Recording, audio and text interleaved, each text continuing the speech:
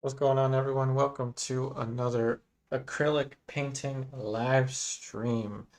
So, today we are going to do a Diego Velázquez master study.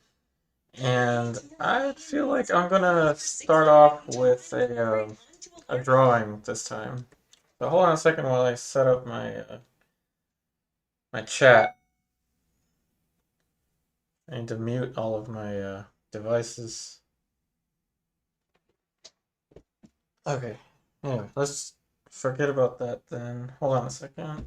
I lost my chat.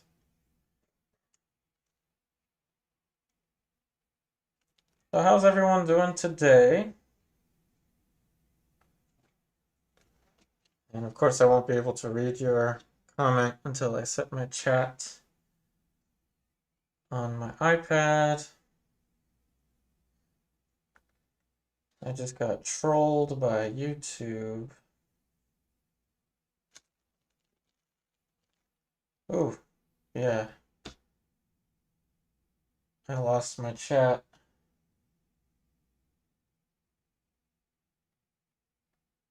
So just a second here.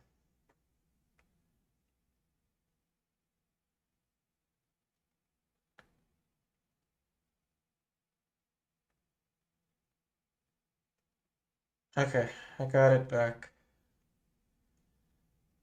Okay, I got it back. Hey Mark, L, Giselle, Lisa. Sorry for the rough start there. So I kind of like how I started the Bugaro last time. I started with a drawing.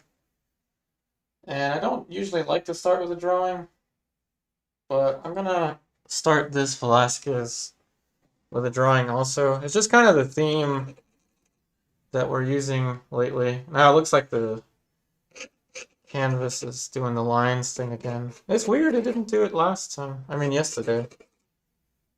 A little bit odd of a start. So anyway, there's the head.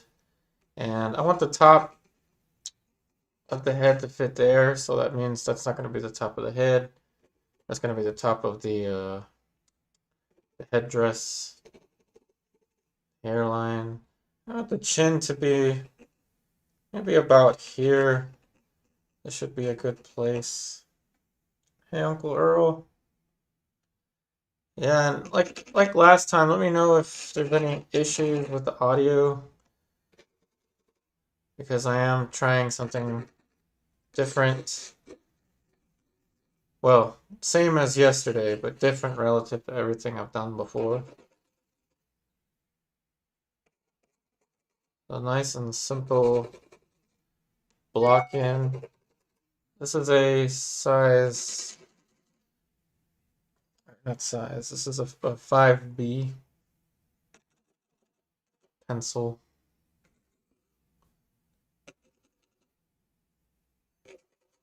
And we're going to start watercolor basically the same. Thanks, Mark L. We're going to start watercolor basically the same as well, so I'm preparing my quick block-in skills for that. Don't need too much for the headdress. That's all going to get done mostly with the paint placement of the eye sockets. Roughly about there. Nose somewhere about here. Mouth somewhere about here. Hey, Brian Ross. Oh, good. I'm glad the audio's working, everybody. Kind of a slow start today. And today's stream is going to have to end about 30 minutes earlier than usual. And that's because the wife wants me to go with her to looking at some other places.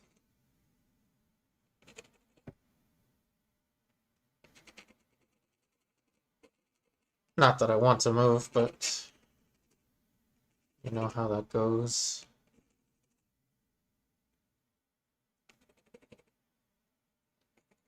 eye sockets. Shape for the nose fits about here.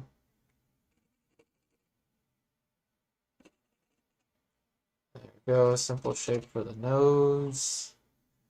Mouth somewhere over here. And I don't want too many shapes to the point where I'm going to have to fill in the blanks. The last time I started with charcoal. This time I'm starting with pencil. Again, kind of preparing myself for the watercolor. We're not doing watercolor today, obviously, because today is Acrylic Thursday. But we can't use charcoal when we get into watercolor. We're going to have to use pencil. Or not use a drawing at all. But that's really risky with portraiture. Hey, May. Yeah, my YouTube's acting a little weird. It kicked me off my chat in the beginning, which was a little weird. Eye socket shapes are there. Angle of the eyes. Placement of the nose. Relative to everything else. Pretty good. And we've got pretty much the big shapes for the face roughly mapped in there. So that should be good enough now. We should be able to go in with paint using washes like we did with the Bouguereau.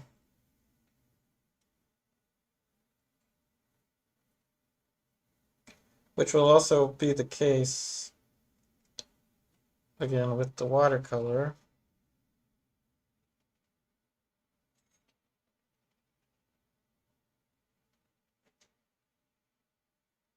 So we're mixing up kind of a brown, a grayish brown. And I thin the paint out a little bit. Appreciate all the likes.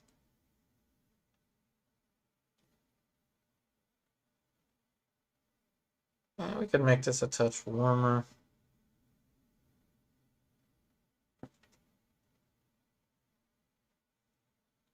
So this is going to be a wash.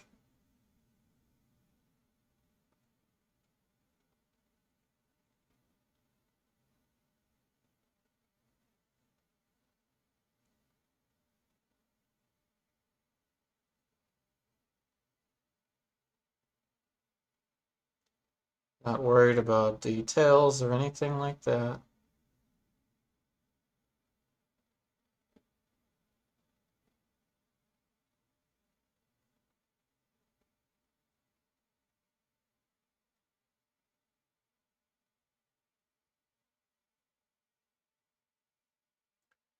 Thank you, Sil. Only constant in life is change. That's true. Of course, yeah. Yeah, of course.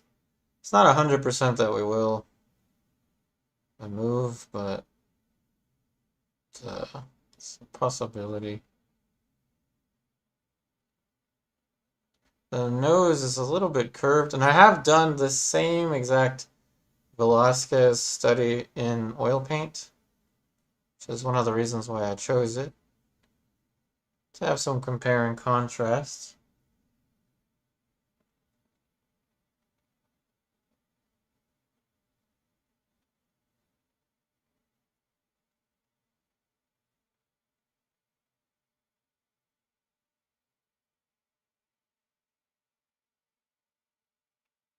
Now, Velázquez is, I'd say, one of the major pioneers in the so-called alla prima look,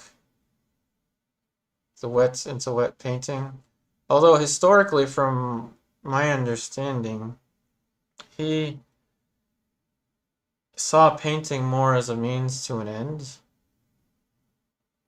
and he was exceptionally skilled as a teenager, but he wanted to be in the higher ranking of society, and he saw painting as a way to get there.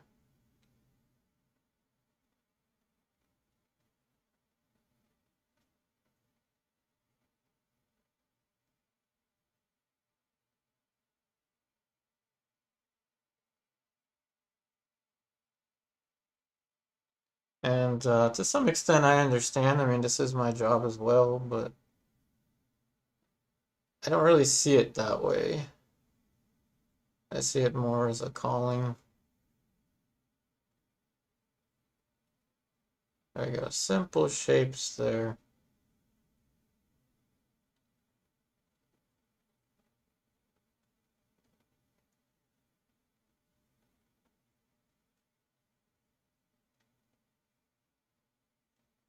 Angle for the eyes.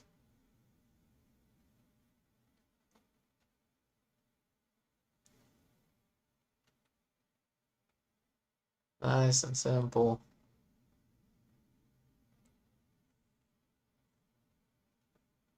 This is inspired by this type of star is inspired by the Bouguereau. Hey, Mark Watson. Yeah, I don't know about being a star, but it's a way to do something productive. Hope everything is well with you, Mark.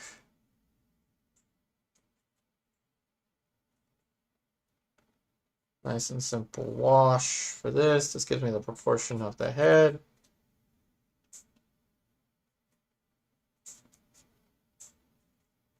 And this is what acrylic lends itself really well to. Because once you get these lines down in position, they're solid. They're gonna stay there.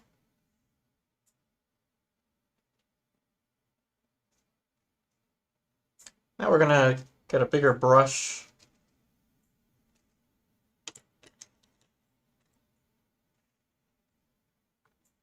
Same type of color. Again, thinning the paint out with the water. Cast shadow. And we're working with somewhat transparent washes. Cast shadow there. But not to the point where it's going to drip, per se.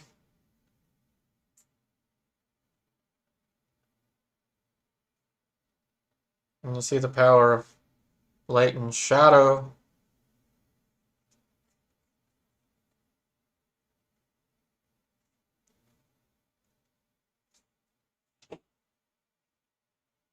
Hey, Hansel dog. Leave some of the white in there.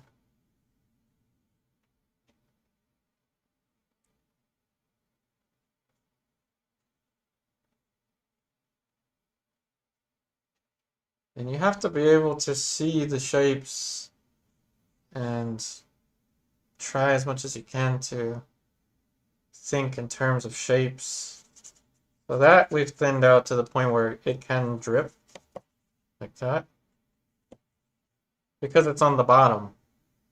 So it doesn't bother me if it drips to the bottom.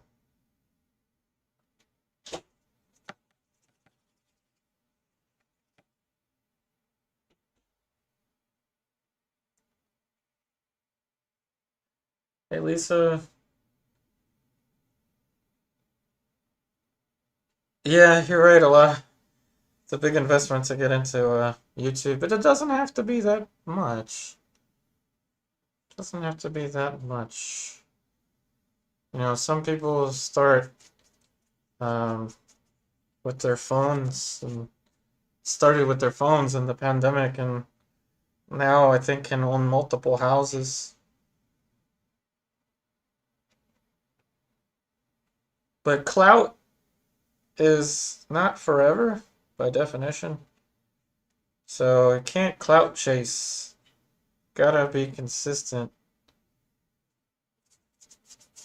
Now we're putting in the dark for the background.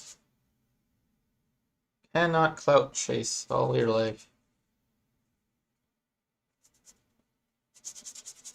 Gotta be true to yourself and consistent, or else you will burn out. Burn out quickly. I enjoy painting I enjoy painting and streaming. I enjoy the challenge. I like doing things that are very difficult to some extent. Gotta stay true to yourself. The background is a tad bit thicker, contrary to what you would think. With oil painting, the background tends to be thinner. But I'm painting thicker because I want the background to stay pretty dark. Thanks for agreeing. Of course, anyone can disagree with anything I've got to say. Still using the cheap acrylics, by the way. Although I have definitely noticed a difference between cheap watercolors versus the expensive ones. There is a major difference there. But not, I haven't tried the expensive acrylics yet. I don't know really if there's any need to. Just for the sake of experimentation. And then watch when I do try it, it'll be like, ah, this is the best thing ever. Can't believe I was painting with the cheap stuff.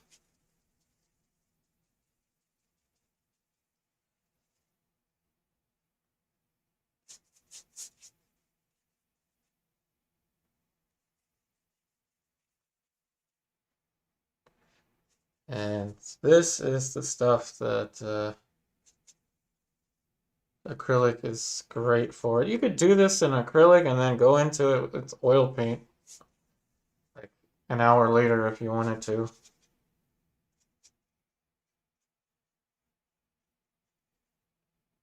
Of course, I wouldn't suggest it. I would suggest waiting like 24 hours before doing that.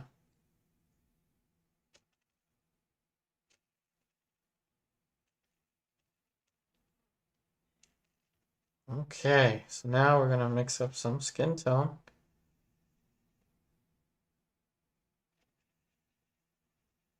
Very much like a watercolor in terms of the fact that we're going to paint in washes.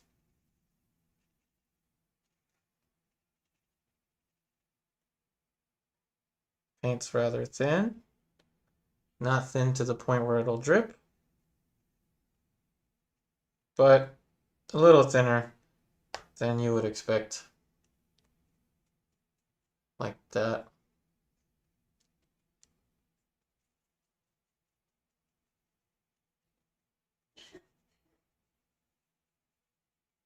Now with watercolor, you can use the transparency of the paint to your advantage. With acrylic, you really have to put the layer down quickly because you can't reactivate this like you can with a watercolor.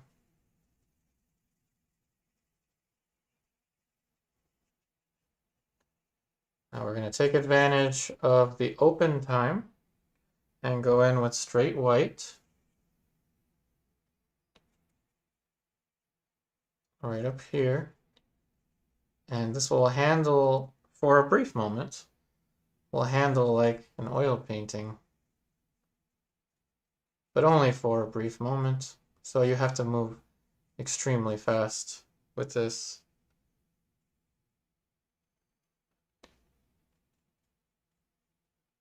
Handles pretty much like a glaze.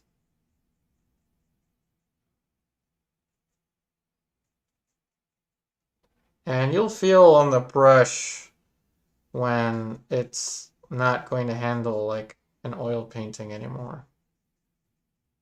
You'll feel the brush have some resistance.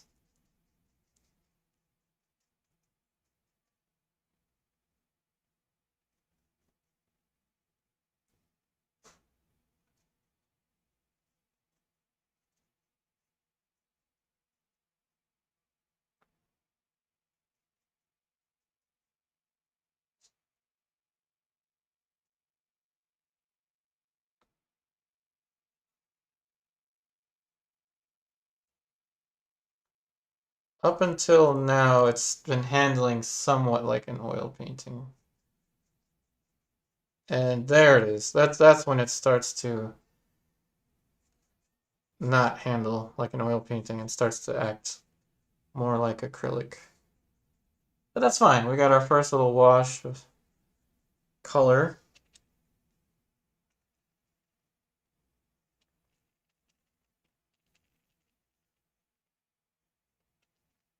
Like you said, I feel like burnt umber has more yellowish tones. Let's see. So you wrote, don't have burnt umber, have burnt sienna. Looks more reddish. Yeah, the burnt umber, it depends on what brands, but typically it's supposed to be more red. You can add a little bit of ultramarine blue to your burnt sienna, and it'll make it less red. Uh, let's see. Hey, Colin.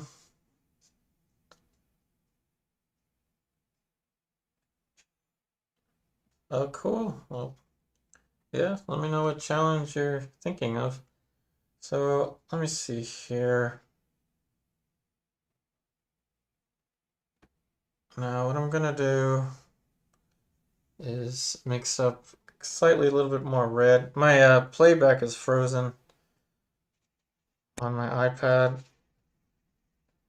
So let me know if it's frozen on you by any chance. Alright, so now this is going to be a touch warmer.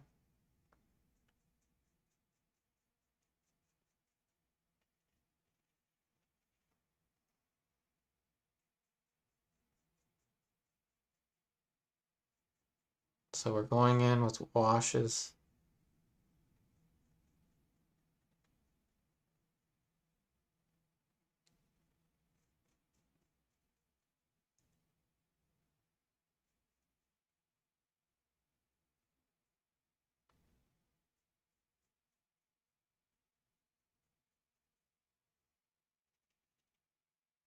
Oh good, it's not frozen for you. So what's the challenge, Colin?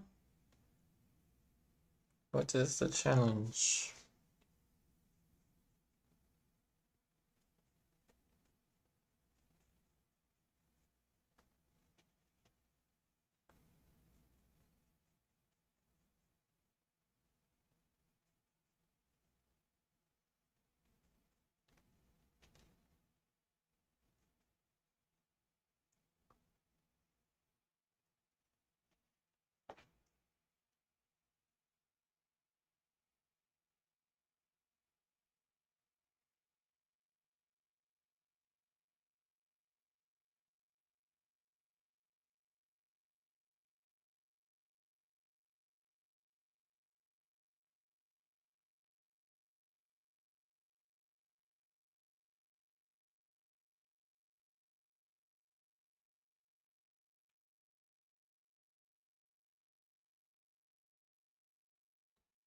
Shadow back here.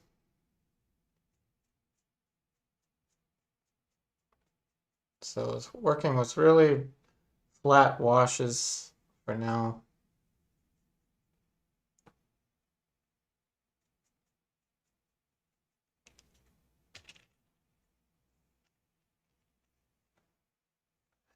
The challenge is to do an oil painting on raw paper with no primer.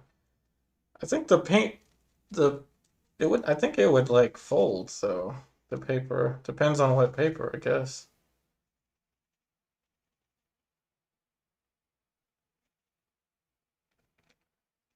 I like the idea of a challenge.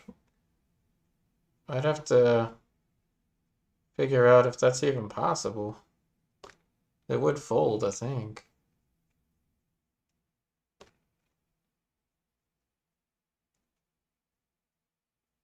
What kind of paper are we talking about?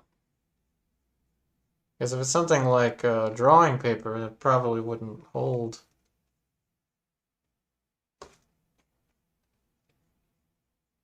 Pastel paper, maybe, but I don't know.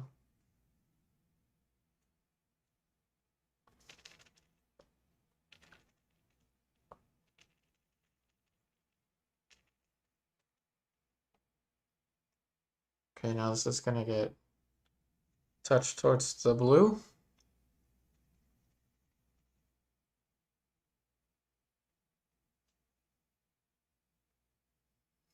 Let's see. A reasonable heavy 300 GSM. Okay. I will take a picture of the comments and then do further research. That's an idea. And if I can get away with doing oil paintings on paper, maybe that'll save some money. Yeah, we'll find out. Because I have to be very, like conscientious about the longevity of the painting, because a lot of them go to they're hung at the billiard academy that I go to. So I gotta make sure I don't give them something to hang that's going to, have issues. Okay, so I'll take a picture of that comment. Okay. I have taken a picture of the comments. We will do further research. That is for sure.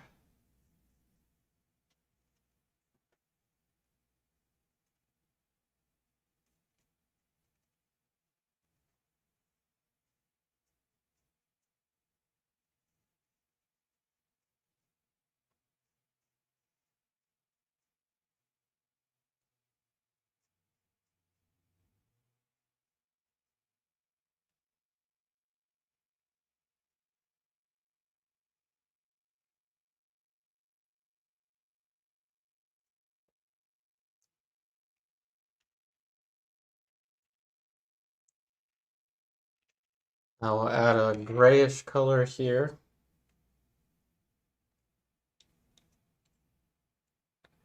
I like the challenges, everybody. I like the ideas. Never heard of a painting on unprimed paper before. I mean, an oil painting. So we're mixing up a light gray. We're going to use to cover that.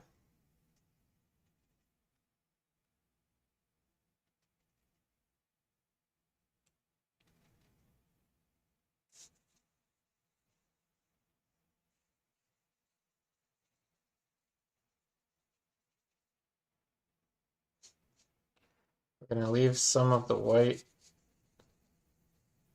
of the canvas.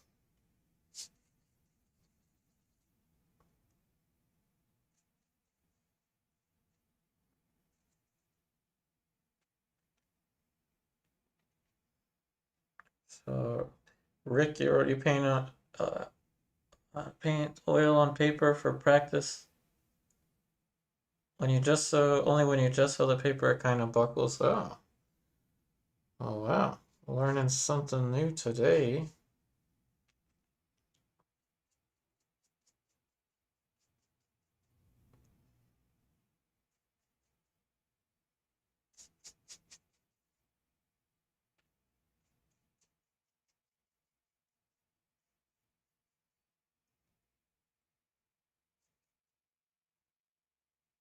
And we'll just cover it. I think we'll just cover the white of the canvas.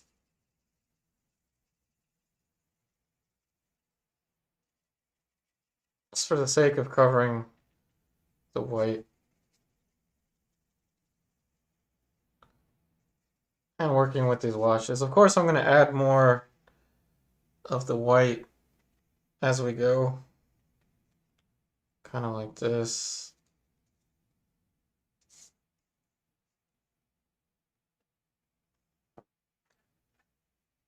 Oh, thank you, Rick. I'm glad you are enjoying the videos. Appreciate the comment. Yeah, never heard of it. Never heard of painting on unprimed paper. Oil painting on unprimed paper.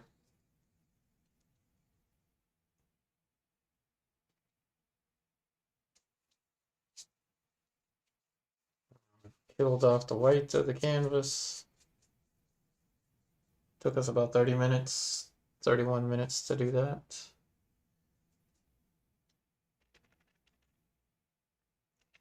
Now we'll go back to the straight white and go back to this.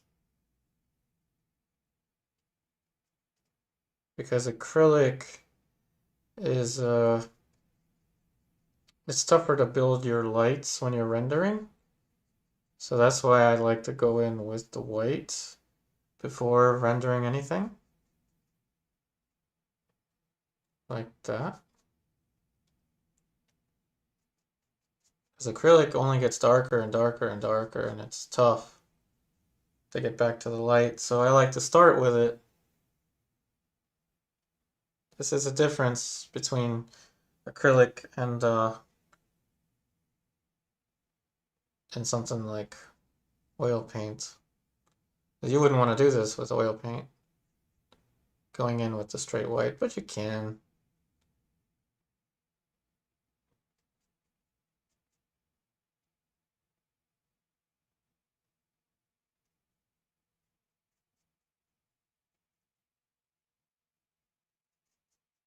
And see how the transparency of the paint does some of the work for us. See that? I can drag it down.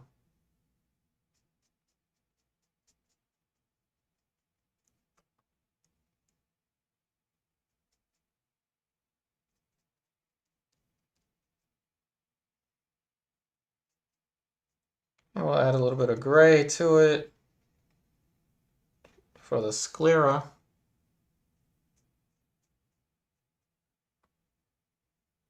It'll look weird at first, but it is necessary to put that in there. Okay, Mark L. We're told that painting on paper is not as archival. Over time, oil will eat its way through unprotected paper. That kind of makes sense that it would do that. Yeah, I don't know how long it would take either.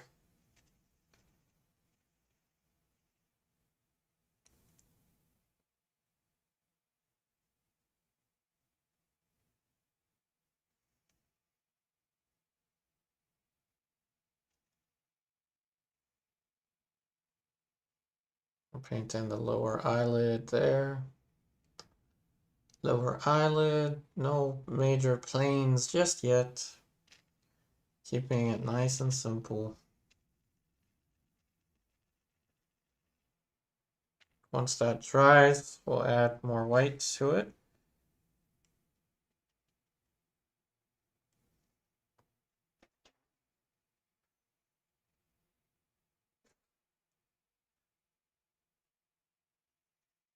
A grayish blue-green for the eyes.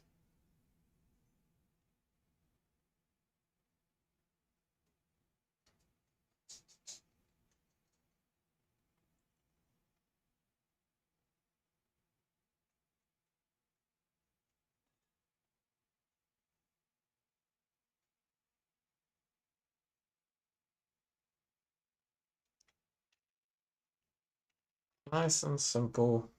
Now I'm going to change the light sensitivity on the camera.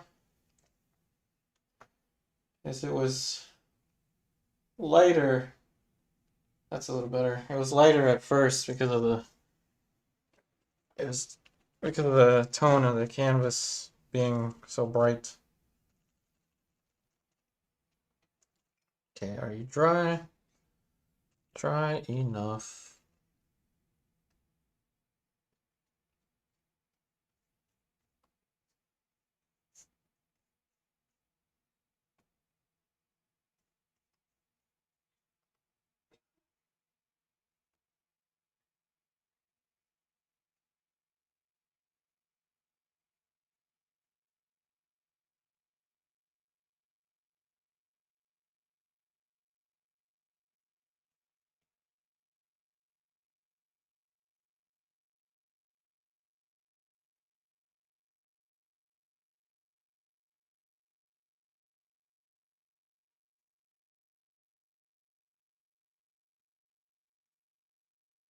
Now we're really laying the paint on there. These Velázquez paints with a lot of texture. We can do that with acrylic as well, but we have to be more precise with acrylic than we would be with oil paint.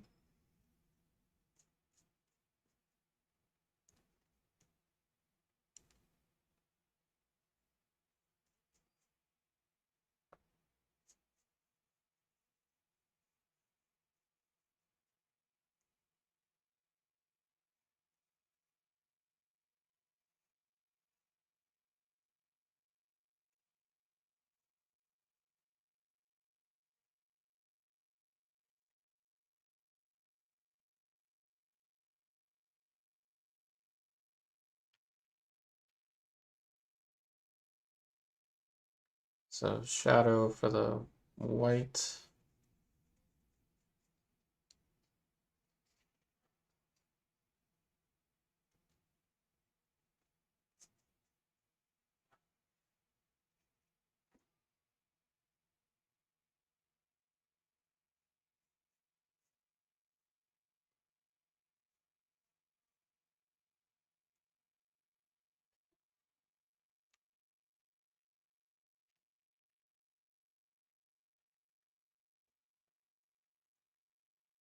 Okay, now we can add a tad bit more specificity to the shadow.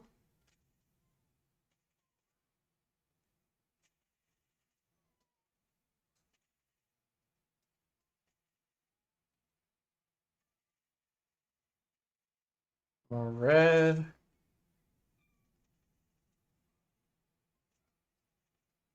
Again, this is the same Stay Wet palette sheet that's been on this Stay Wet palette for this the entire time we've been doing these acrylic Thursdays. I haven't had to change it just yet. And all I did was spray some water on it, and it's good to go on the sponge underneath.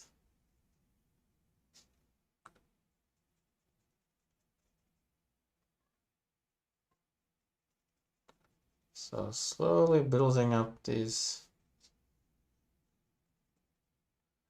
values. Although I suppose the shadow is kind of already there. And this was the mistake I made with the Caravaggio. I didn't cover that. So I'm being very cautious to cover that.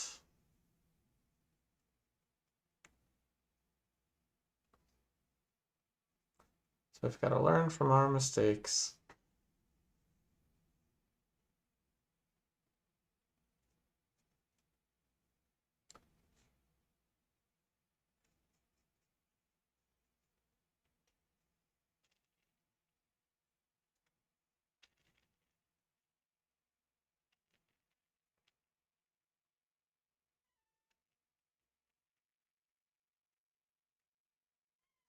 Okay, so now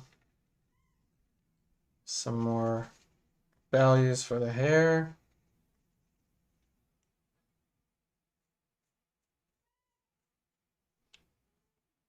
Going mainly from the outside in.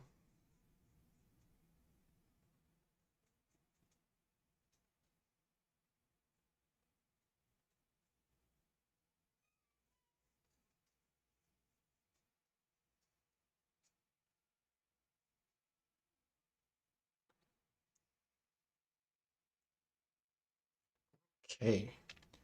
So now darken the bottom, which adds this nice little cast shadow. Which is important for this composition, though you can't really see it too well.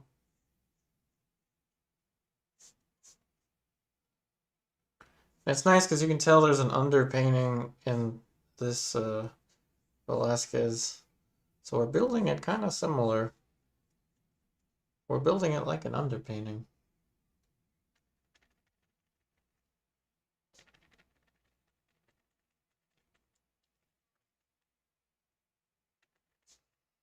Okay. So now we'll add some of the values for the skin.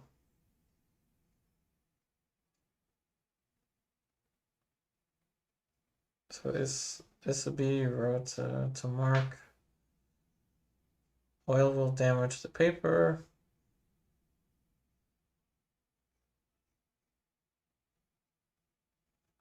You can dilute the paint with anything except cold wax. Okay.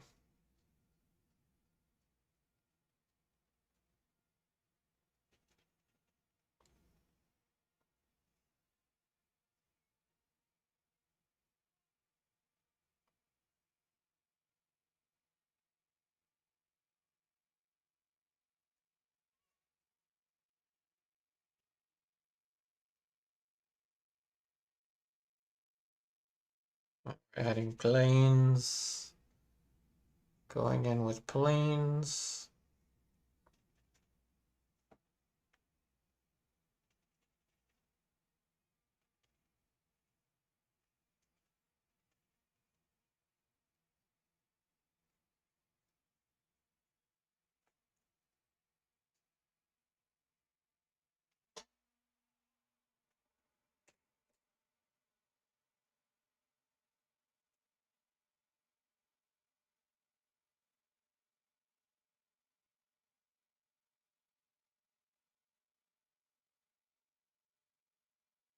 Don't worry too much about the blending of anything.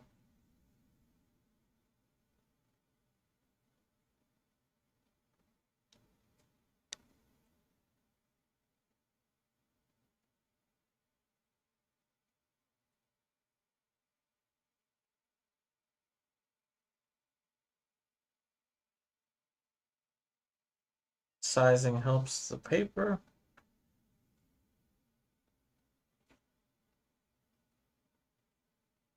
Arches oil paper. Oh, okay. Well, that's good to know. That would be useful for that challenge.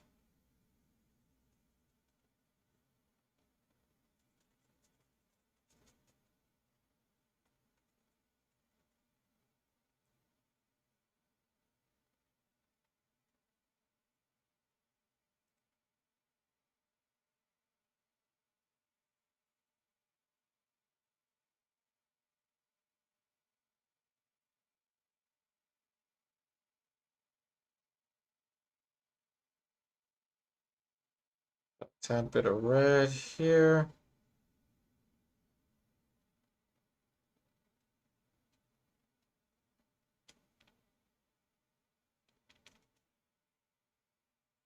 Obviously, it's going to dry darker.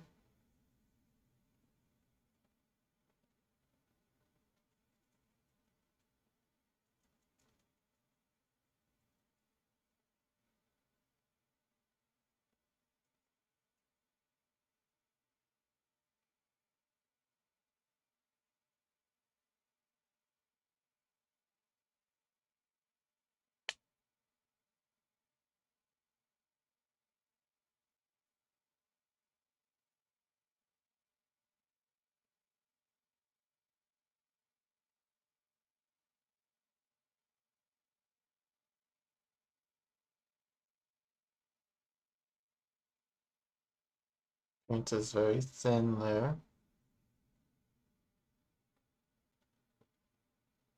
So experimenting with the thinness of the paint. Well, that's still workable. I'm going to blend this away.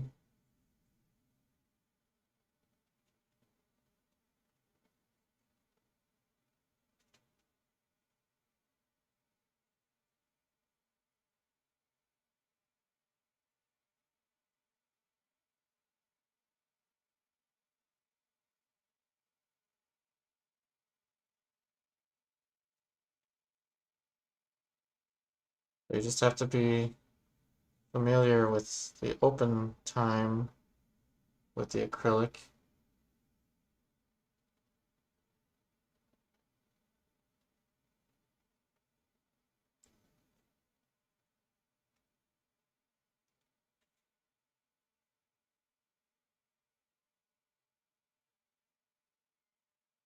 Hey, Sippy. Yeah, I know what you mean about uh, the description about the original color and everything with the painting. I've seen this one in person as well.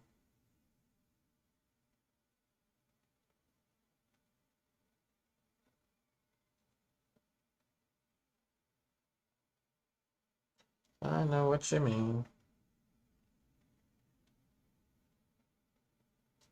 Photos almost never really do paintings that much justice.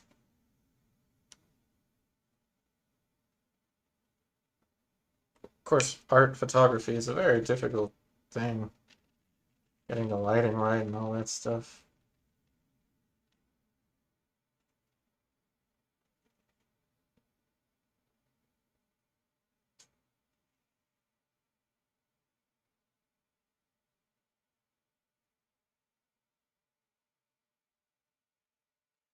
So as we add in these planes, it does incorporate somewhat of a awkward stage. Anytime you add new information, it's more challenging to look at.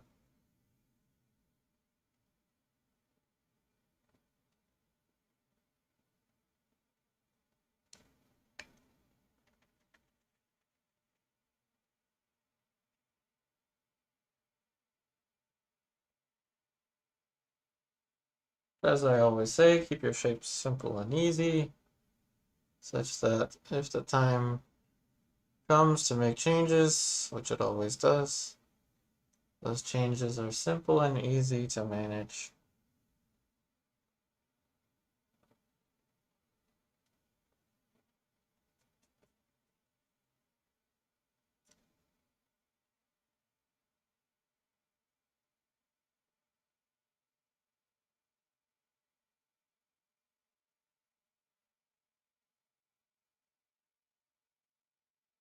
It takes a great deal of discipline to hold back from things that you would want to jump into, like rendering the eye, for example.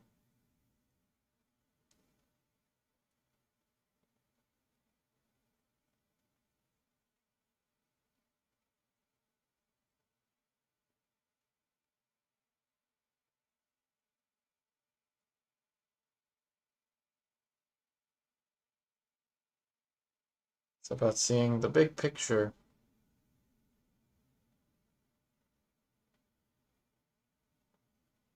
and not getting hung up on the details.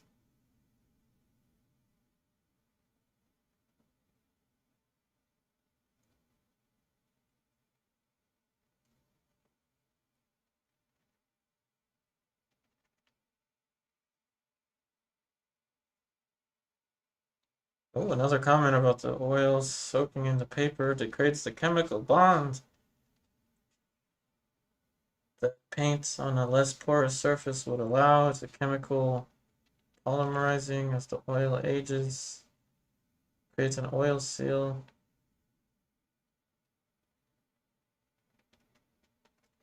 Oh, wow. Now this is cool. I like this conversation, art-related conversation about materials. This is awesome.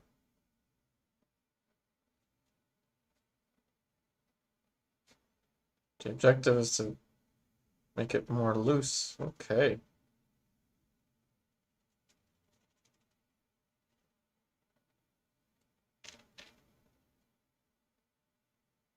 It is difficult to detach and to keep kind of that like sketch looseness mentality throughout the entire painting. It does tend to get too kind of precious over time.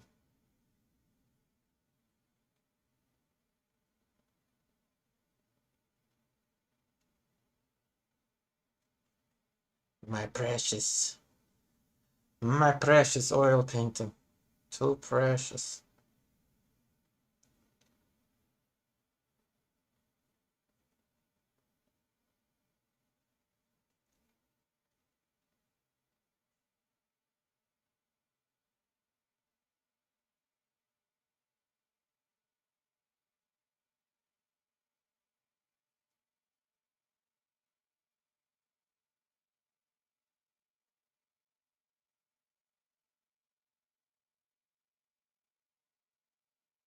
make this a tad bit cooler, but the same value.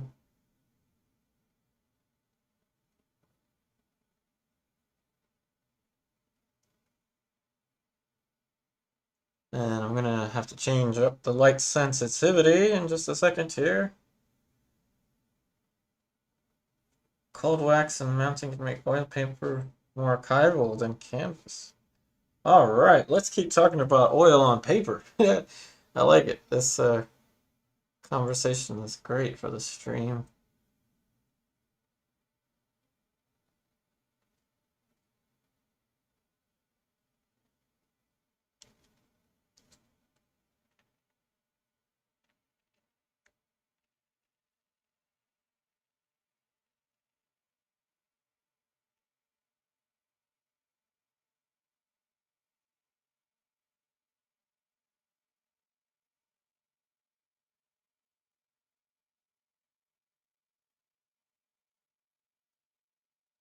Now you see what I mean about the,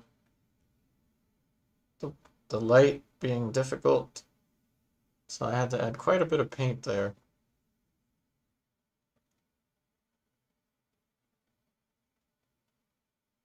And no subtleties just yet. And we're 7 minutes from the break. So when we return, that's when we'll get into the subtlety.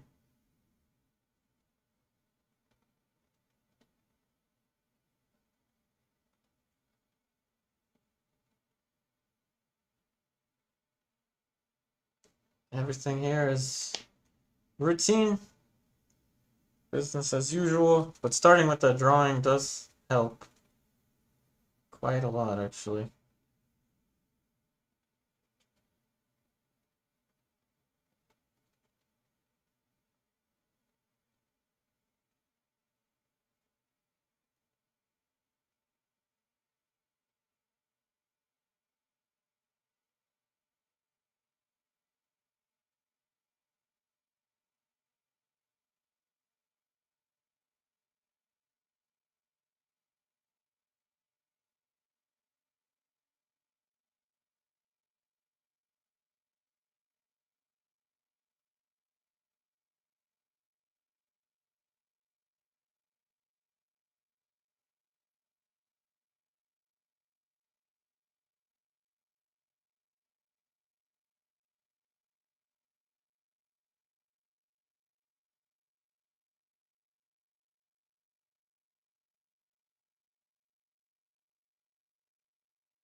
Paint will stay wet and act like an oil painting for a brief period of time. That's why I went in with the white first and then added the red. Because I knew it would stay open for a small period of time.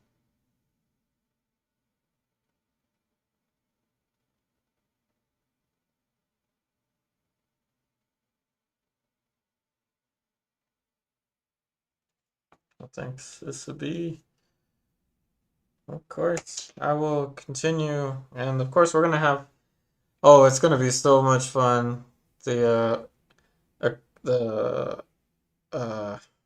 watercolor Watercolor Tuesdays is coming up soon, and I'm gonna get roasted on the internet for not having as much experience with watercolor. I've been working on it, but that's gonna be fun.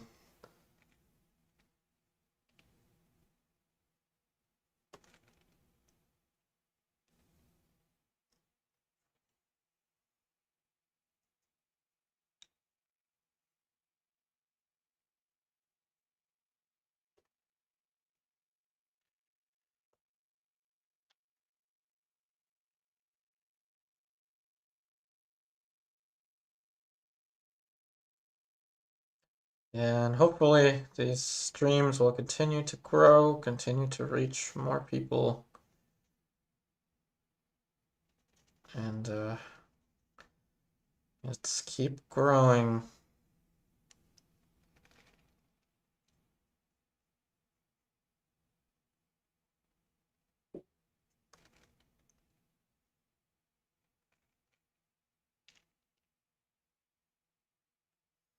Hey, Colin. Yeah, watercolor is tough. It's so tough, but I have so much appreciation for people that do it. And I do plan on doing watercolor plein airs. I don't think I'll be able to live stream it, although maybe I can buy like a MiFi or something. I don't even think those work. But we are kind of a quarter of the way almost through the century, so you'd expect that you'd be able to get a small internet device to actually work outside. I don't know.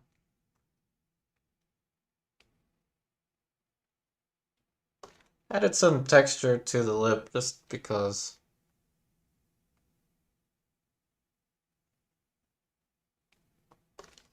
Kind of felt like it.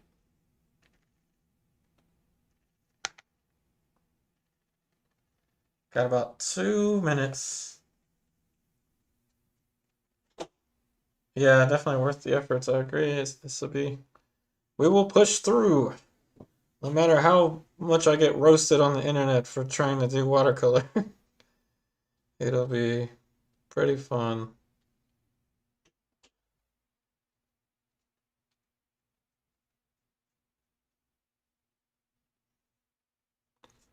Again, no subtleties just yet. We're setting up the stage so that we can return with subtlety.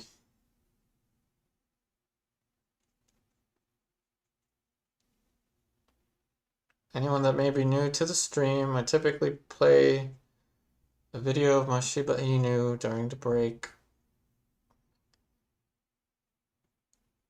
And eventually I'll get to editing a new one.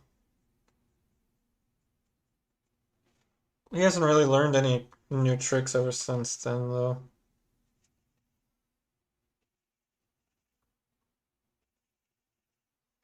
Been working more with the same tricks, but with more distance.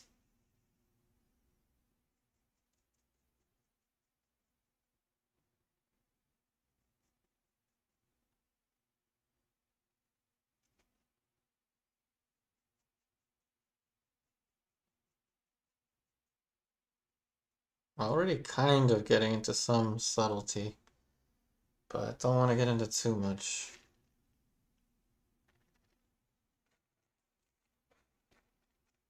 You took a watercolor portrait class in 85. 6 weeks and 5 methods. Wow. Cool. Yeah, can't wait to do it. There is no try, only do.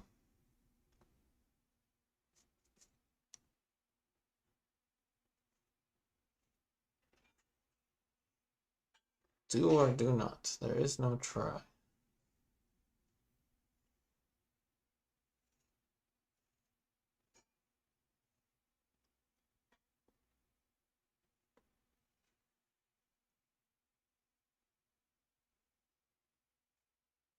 This dot is bothering me. Go away. Go away, dot. Okay, it's gone.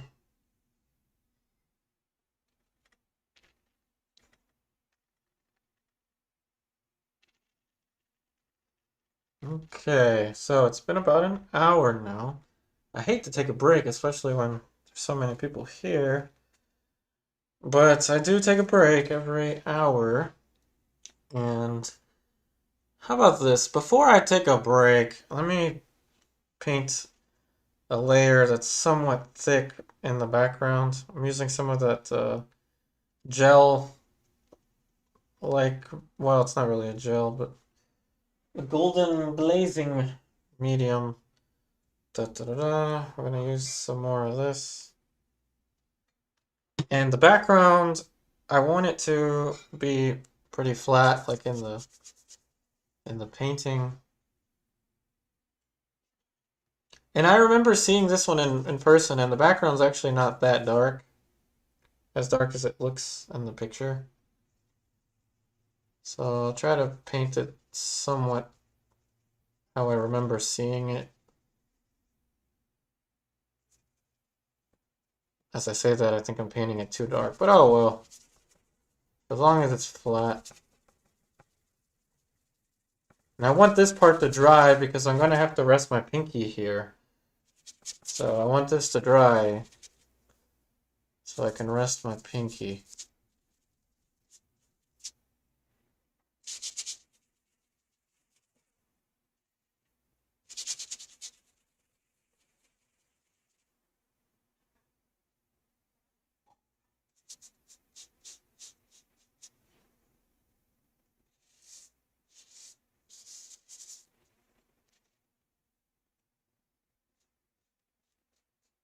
So if you don't take a break periodically, you will make more mistakes because your eyes, your vision, you could get tired. And painting by fatigue is one of the ways to, you know, make mistakes you wouldn't normally make.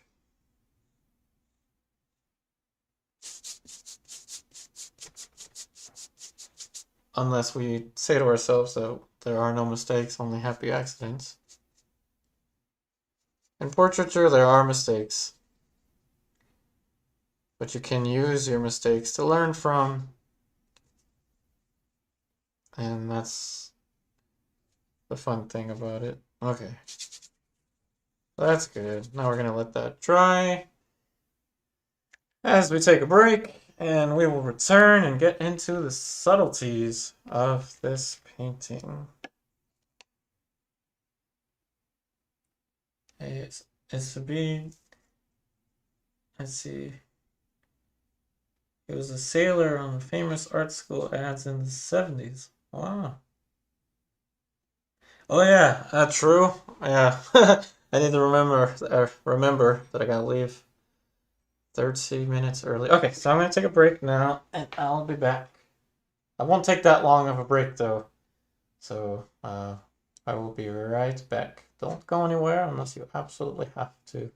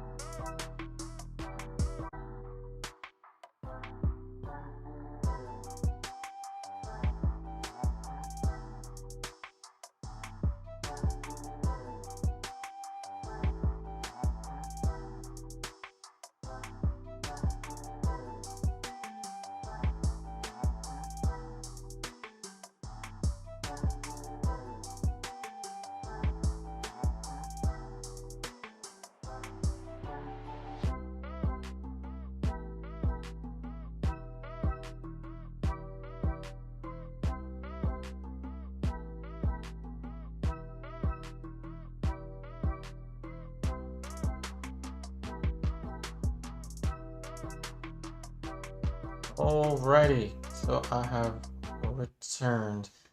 Now please let me know if you can hear the audio, if the audio is coming through okay.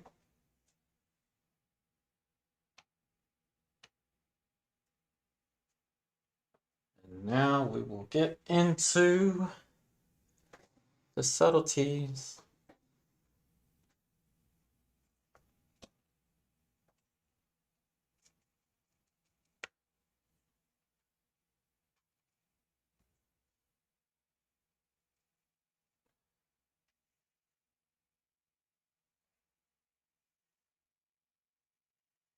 So there is a chance that the audio isn't working, but let me know.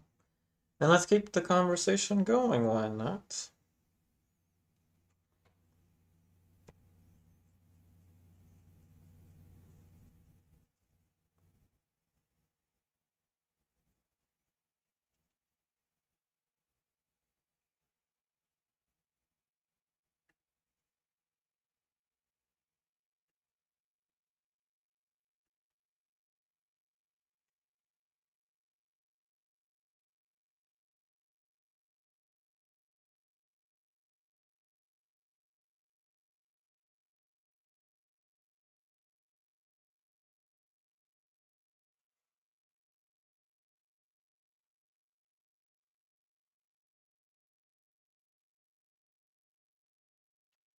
Oh good, I'm glad the audio is working. The only thing that's not working is my darn earpods. They keep trying to fall out. I have to invest in a headset instead.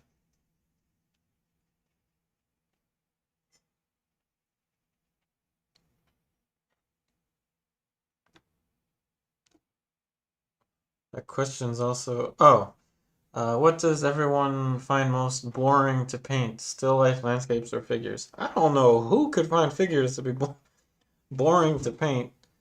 Um, I, uh, what's the most,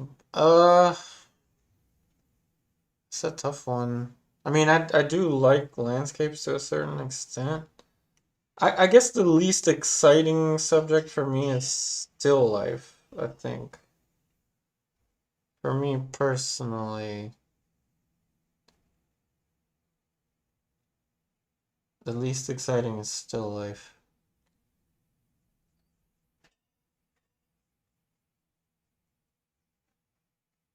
But it's one of the best ways to learn because there's not as much pressure involved in it.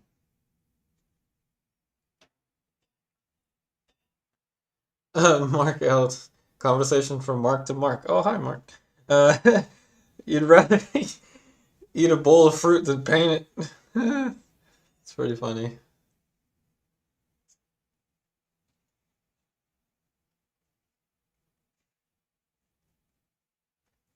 Yeah, still life, perhaps. Yeah, the most. But it's yeah, it's one of the best to learn from, though. But if you already have so many years experience painting, you know, there's only so much that you're gonna want to do with a still life.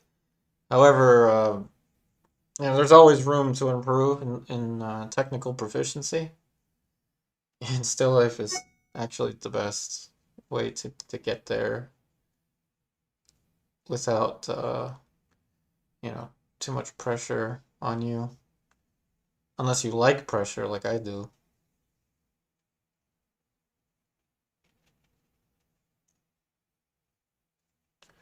So we're rendering out the forehead, utilizing the open time of the paint.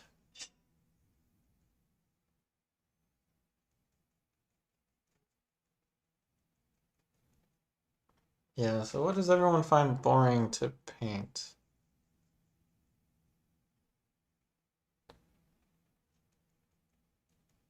It's a great question, Mark.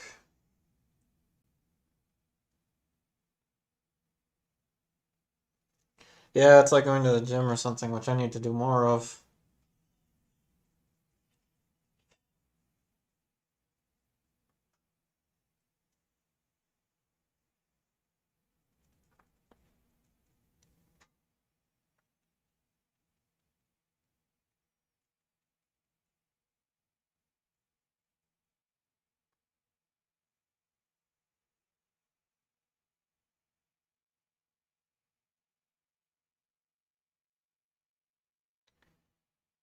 I rendered out the forehead, added some planes. Now you see why it was important to have that bright light on the forehead. So everything is going to settle in just a little bit darker.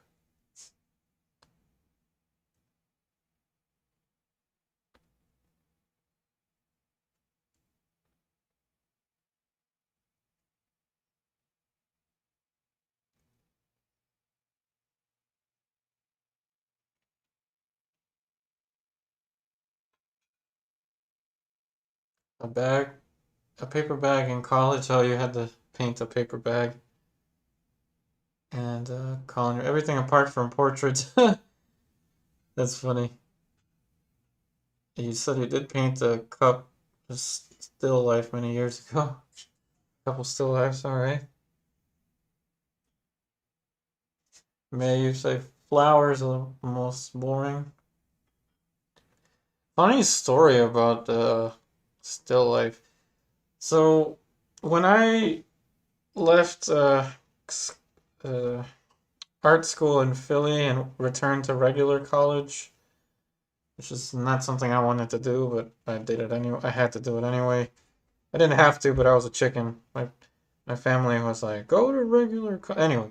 So I had to take art or drawing 101, and I was drawing with my left hand, and I think one of the first things I drew was a paper bag, and I was drawing opposite handed, and I was basically trying to do the worst drawings possible until the final project, and then I know I told the story millions of times, but in the final project I painted like usual, which wasn't great, but it was definitely looked like I went to an atelier,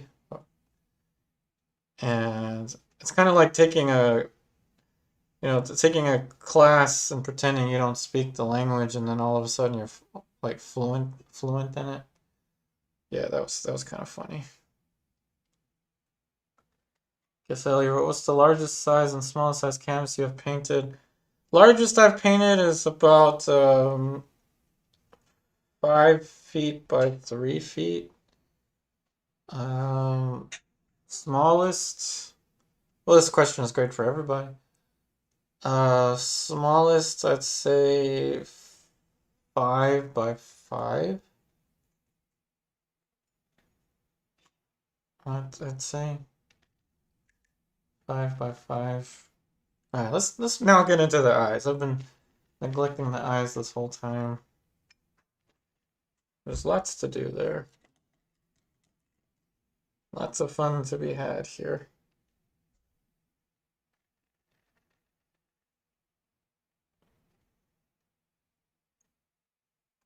The longest I've spent on a painting is 2 years.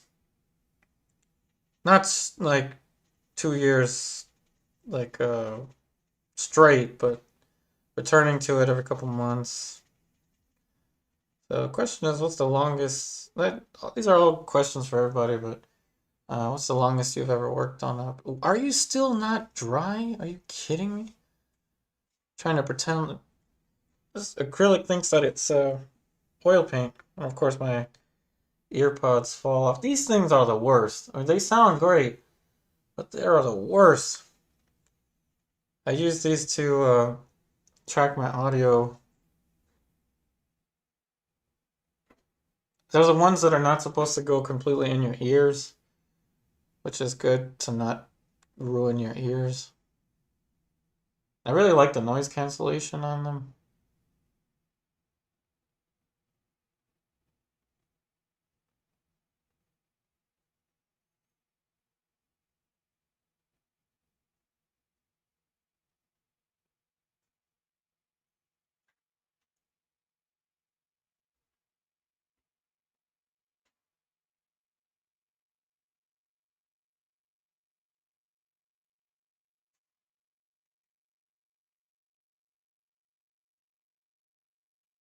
Oh, huh. Thanks, Giselle. We've got a long way to go and not a lot of time to do it. So we have to leave 30 minutes early. And I got paint on my hair. I forgot to tie my hair up. I actually cut my hair recently. My hair was down like below my chest and it was too heavy. So I cut it. Now my hair is shoulder length.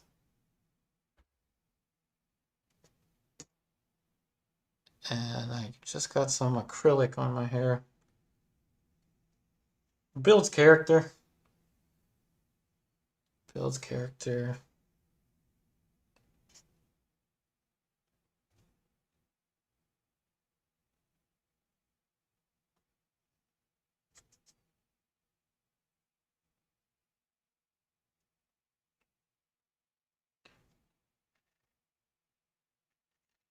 Haven't heard Hugo in the background. Yeah, the microphone. He was whining. He cries for attention a lot. But no, I guess you couldn't hear him. The microphone is working.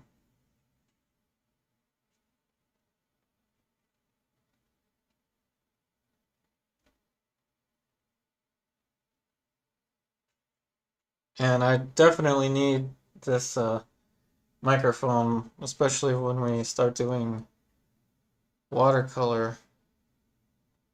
It doesn't make sense to have a full-time production line of videos and not have a good, decent microphone. Have a decent microphone.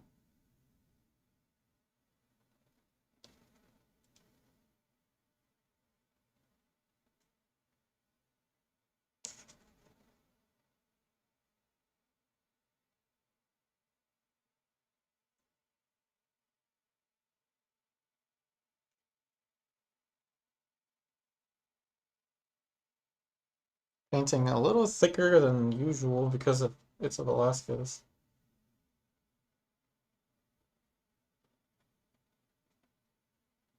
Awesome, May. Yeah, I would like to know how big the canvases you've worked on are.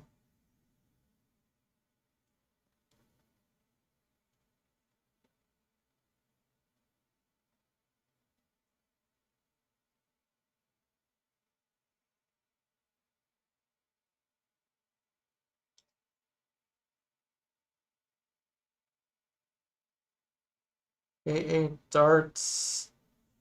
Have I tried the open acrylics? I don't think I have. I don't even know what they are. What are open acrylics? Educate me on this, please. I don't know what open acrylics are.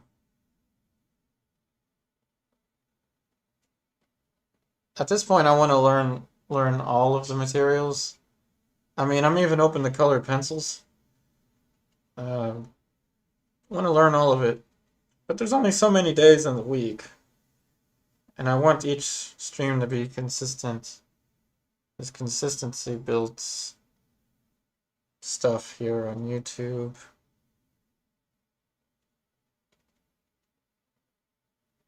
But get ready to roast me on Tuesdays, or you can roast me now if you want to.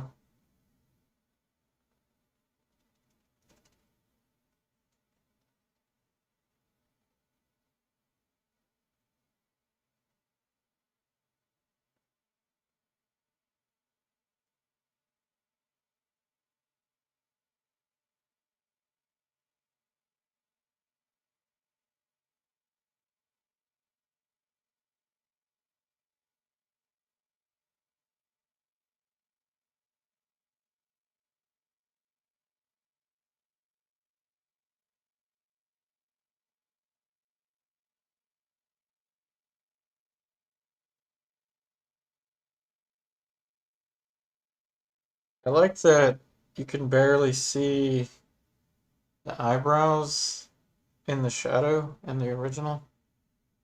So I'm going to try to keep it somewhat like that.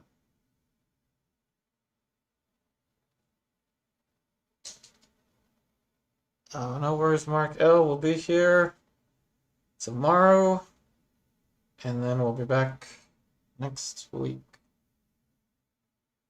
Potentially we'll be back on Tuesday if I can muster up the courage to do my first watercolor live stream that day. Oh yeah, pastels. I did say the same with pastels, I guess. Now it's like my favorite material. Oh, thanks. Thanks, Giselle.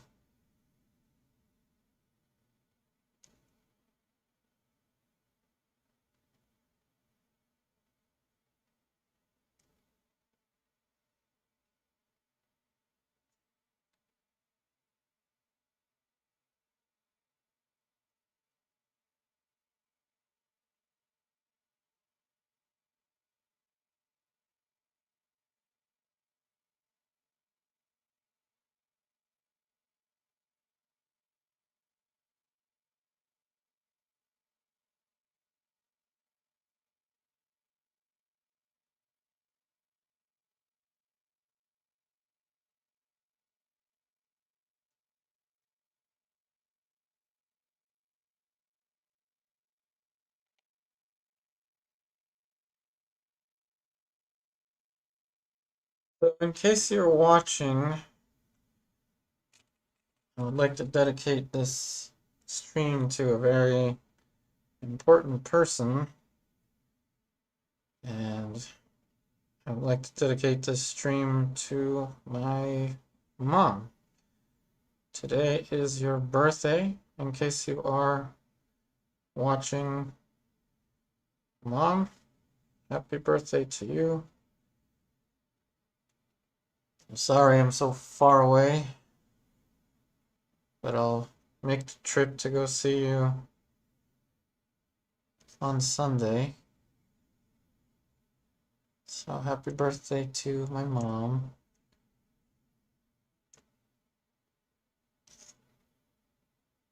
Happy birthday to Nancy. That's her name.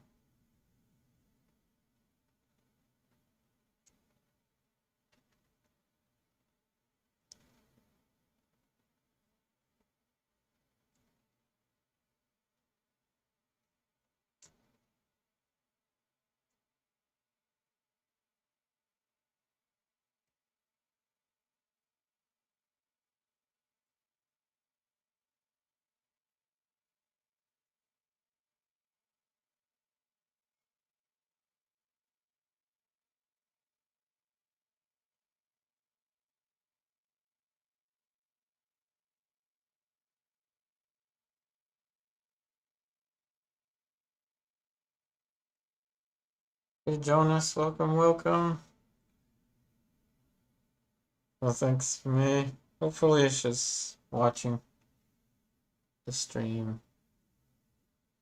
She's in Maryland, I'm in Virginia.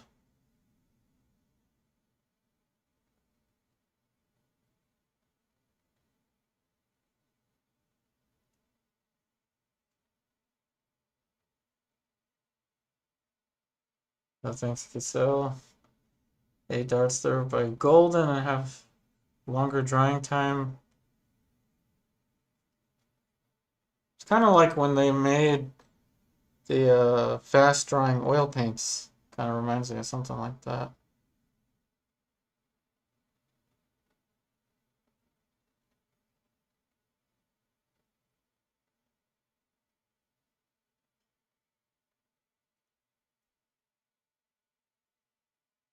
But to all the youngins watching, be thankful to your parents.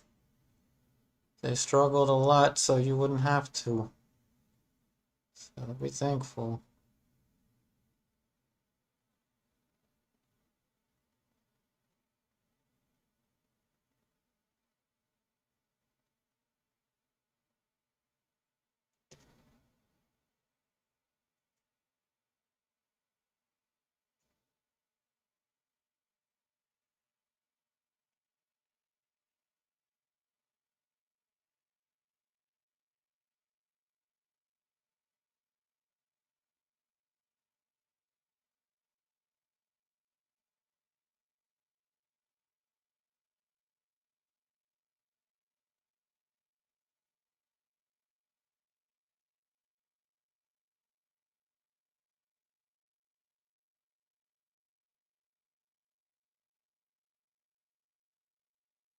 Cast shadow needs a little more warmth now.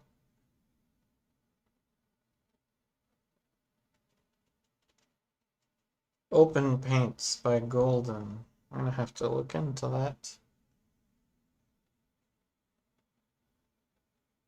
Although part of the way that I've been painting is with acrylic is utilizing the fast drying. So if they take too long to dry, that might actually be a bad thing.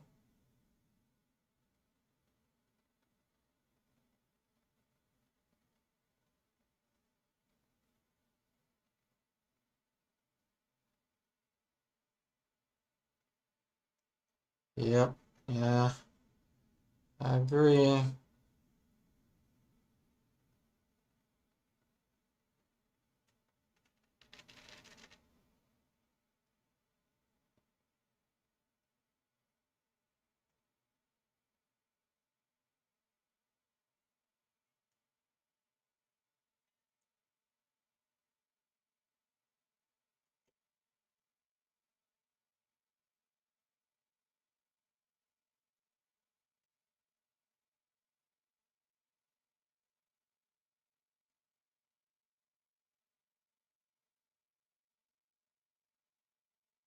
Yeah, my mom was the first person that I did a portrait painting of from life. She was very critical on me, which is a good thing. I still remember to this day. I was probably 17, and she still kept my first drawing I did when I was 4.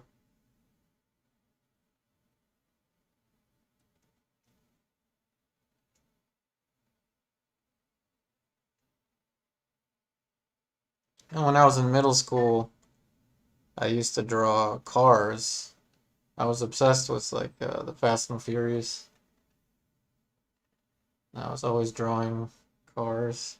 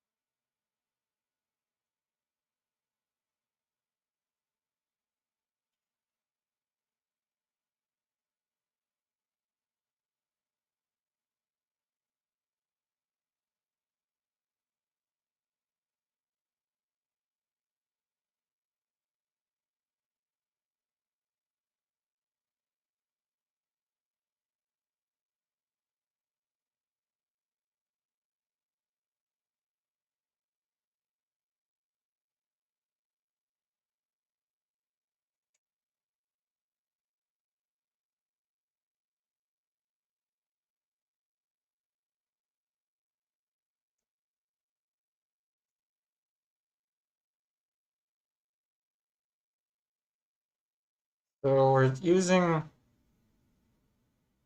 the open time. It makes sense that they would call it open, I guess. Open acrylics. We're using the open time here to create these gradations, as you see. It's a lot easier with acrylic than it is with watercolor.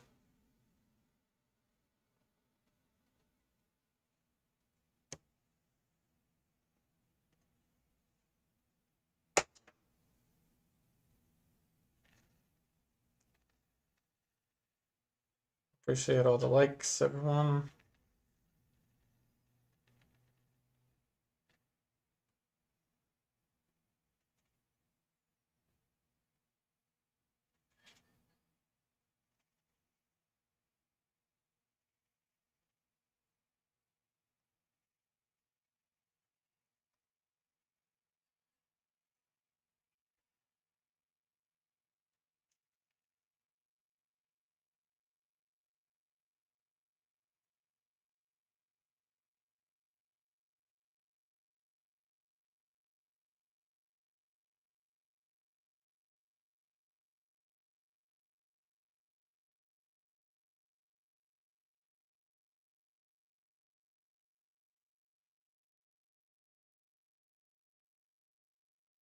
Hey Jonas, what do I think of AI in the future of portrait paintings?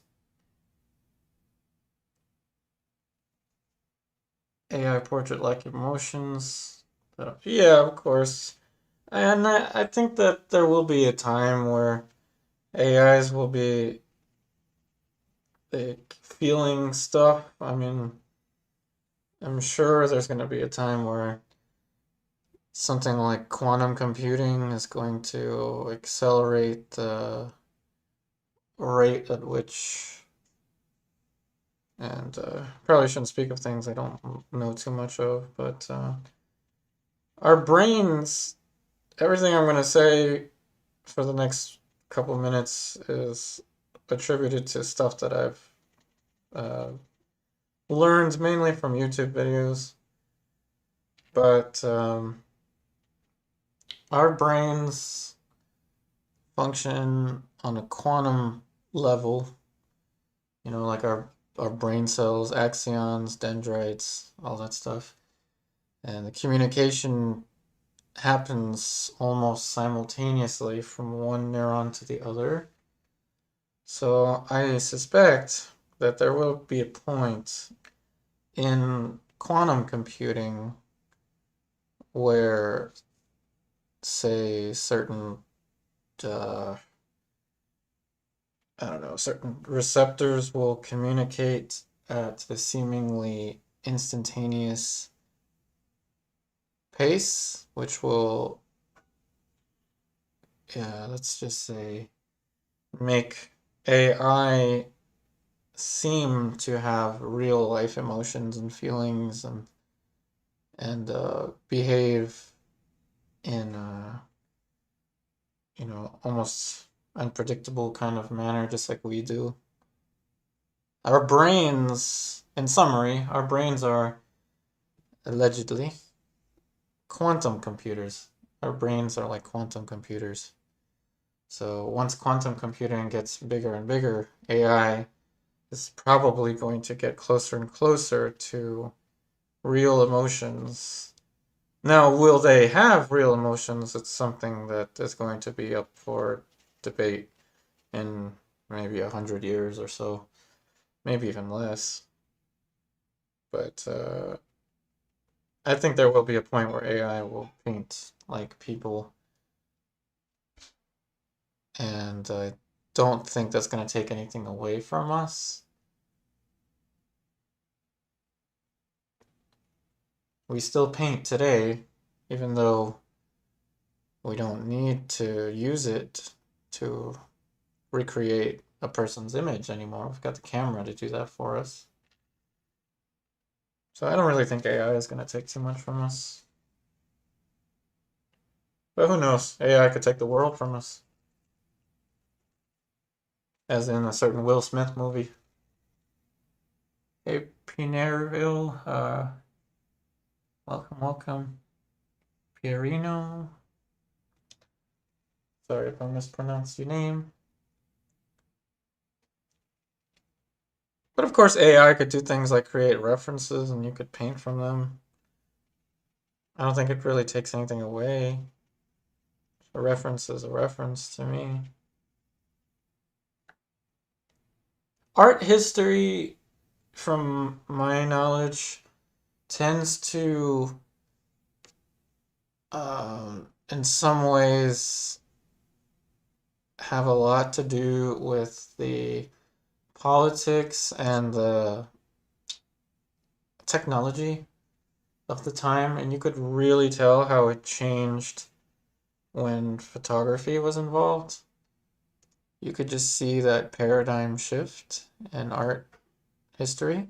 It's one of the reasons I'm here on YouTube, is because I know that this new technology that allows me to stream is part of the bigger picture in the art world.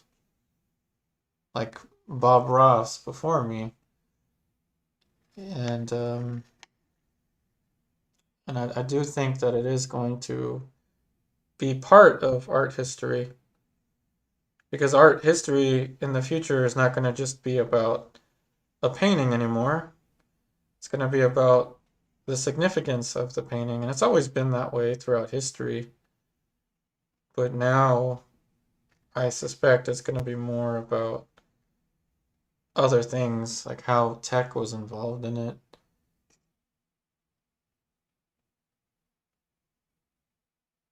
As 200 years from now, someone is going to paint this exact same Velázquez in the same kind of way. But the question is not, to me, is not how did you paint it, but what did you do differently?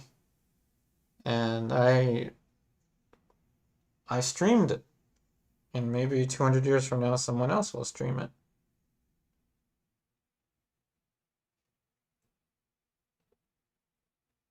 Oh, Pierre. Okay, Pierre. Pierino, or just Pierre.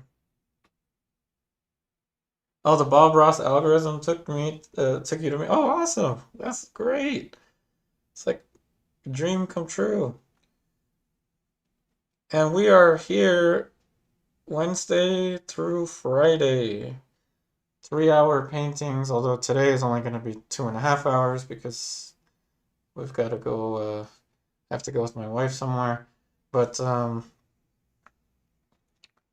yeah, Wednesday through Friday, 4 o'clock p.m. Eastern Daylight Time. Soon to be Tuesday through Friday. Tuesday will be watercolor.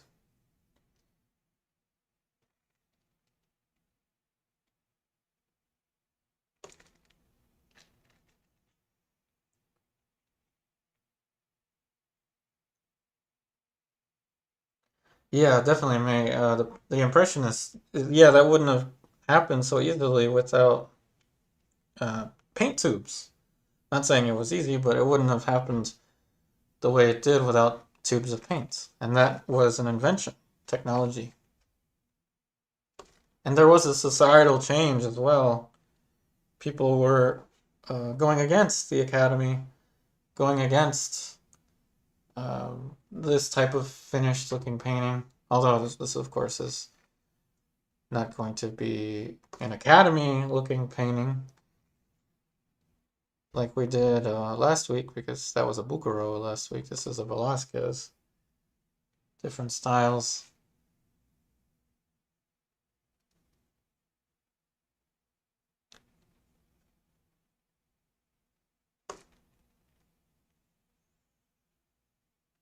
Yeah, different brushes as well. Oh, thanks, Pierre.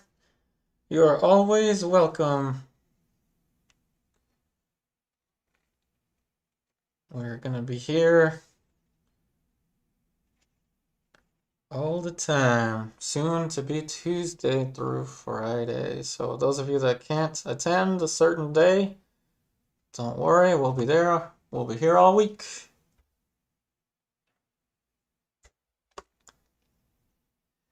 And Monday I will be playing pool until I find a painting group to paint with.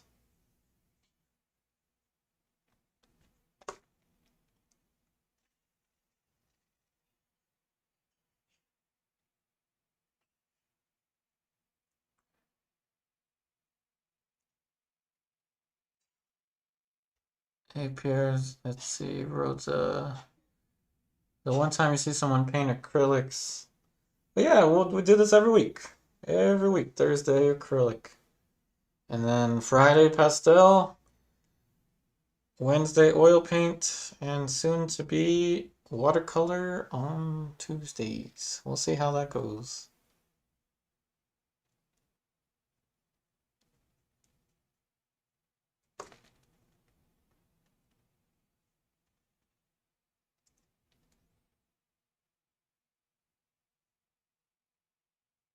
Yeah, landscape is good for beginning as well. So is still life. We were just having a conversation about that.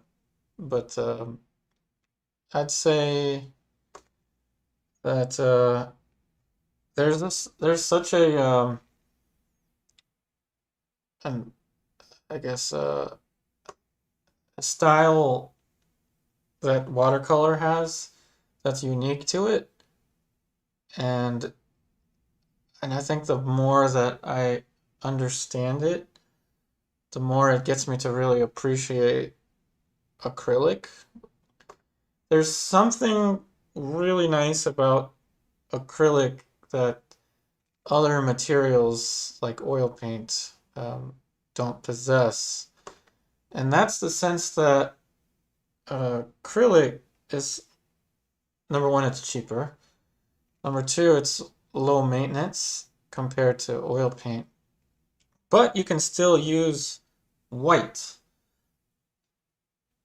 And you can't really use white in this way with watercolor because it's not really white watercolor. It's a gouache, which is a type of acrylic.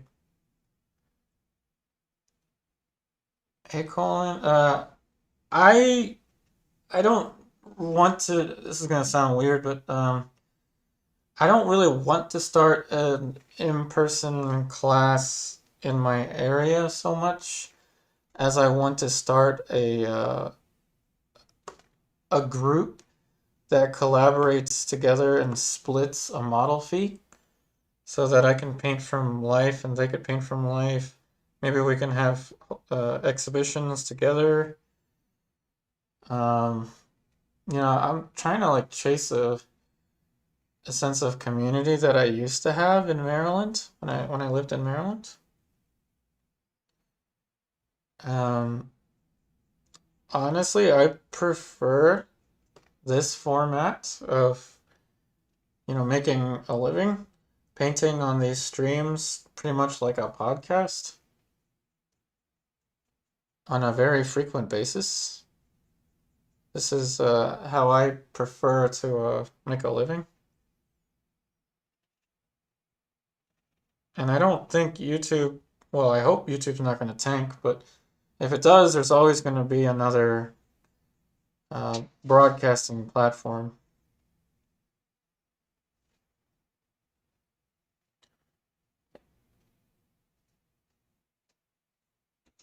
So Pierre, you wrote, you prefer acrylic or oil watercolors? So sad. Yeah, watercolors. It's tough. It's tough. It's the toughest thing I've ever tried. Thanks, Pierre. No. First time you've seen acrylic Velázquez. Yeah, of course, the most important thing is to be happy. The most important thing in life, I think, is to find a way to make income doing something that you truly love to do. And I'm fortunate that this platform exists. I'm glad that I was born in the 90s and I'm still relatively young. I'm 33 and I've got 16 years of like realism painting this kind of stuff, which has enabled me to learn different materials like acrylic, pastel, watercolor. So I've got a long career ahead of me, I hope. Bob Ross, unfortunately, he started when he was 50 and got sick. I wonder how much of it has to do with the fact that he was, throwing the odorless mineral spirits, or they called beat the devil out of the brush or something. That's what he would say.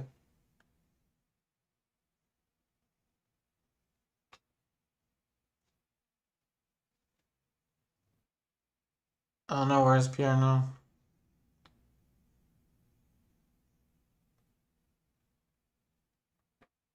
I'm glad you're enjoying the streams. Yeah, we've done last week we did a acrylic Bouguereau, and the week before that we did an acrylic Caravaggio, and then before that we did an acrylic Sargent. So it looks like all of these acrylics are going to be mainly master studies, which leads me to an interesting question. What would you like me to paint in acrylic next week? and hopefully, you know, something that you would think is only possible with oil paint, like the Bouguereau or the Sargent or the Velázquez.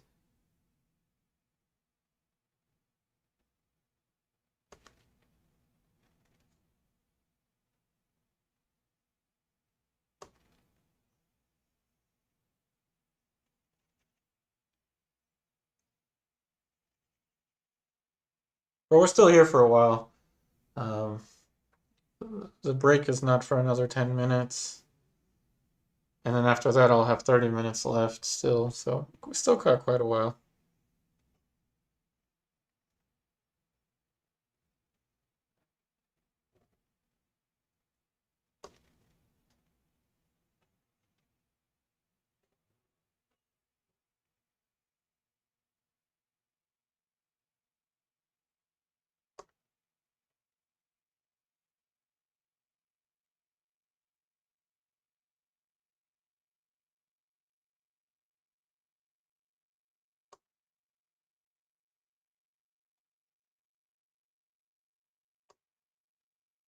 From Matisse, I was I was wondering about that because I did say something more along the lines of realism. It's not a bad idea. It's just I don't know how I could do that with this style of painting. It's not a bad idea. It's different.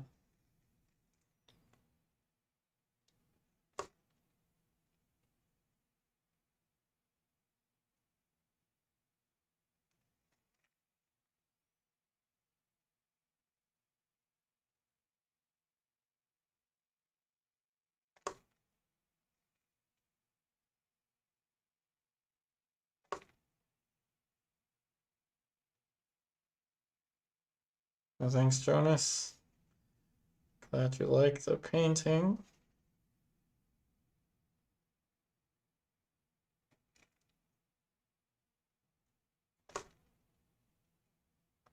I may end up doing an acrylic Nelson Shanks.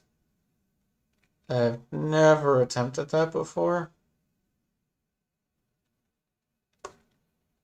And I'll probably do a watercolor Nelson Shanks for practice.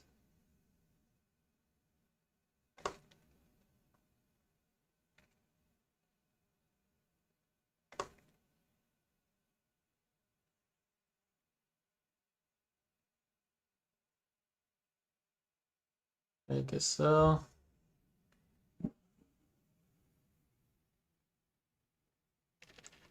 Yeah, definitely. I would say that Bob Ross probably wasn't struggling as much as other artists do. He was already retired from the Air Force, but uh, but yeah, he did perm his hair to save money. Just like my hair, I keep it long and I cut it because I'm too lazy to go get haircuts every couple weeks or whatever you're supposed to get a haircut. I literally just got my hair and chopped it shoulder length myself. But yeah, those chemicals are harsh for sure. That's just speculation. That could have been something to do with beating the devil out of the brush.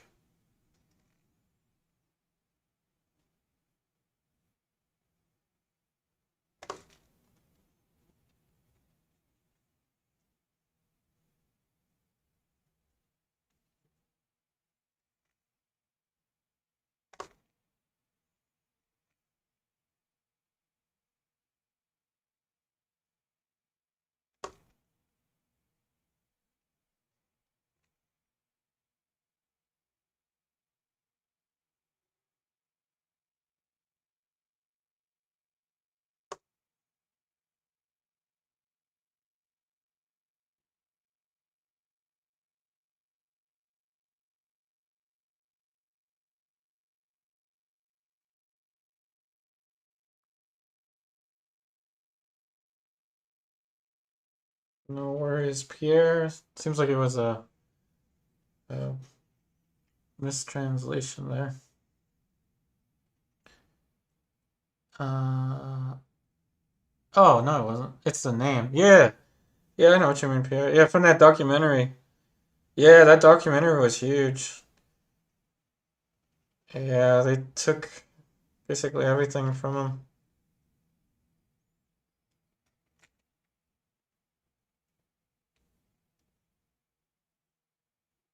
But to Bob Ross, I mean, the wealth, I don't think was the main goal for him. But it was sad that that ended up happening.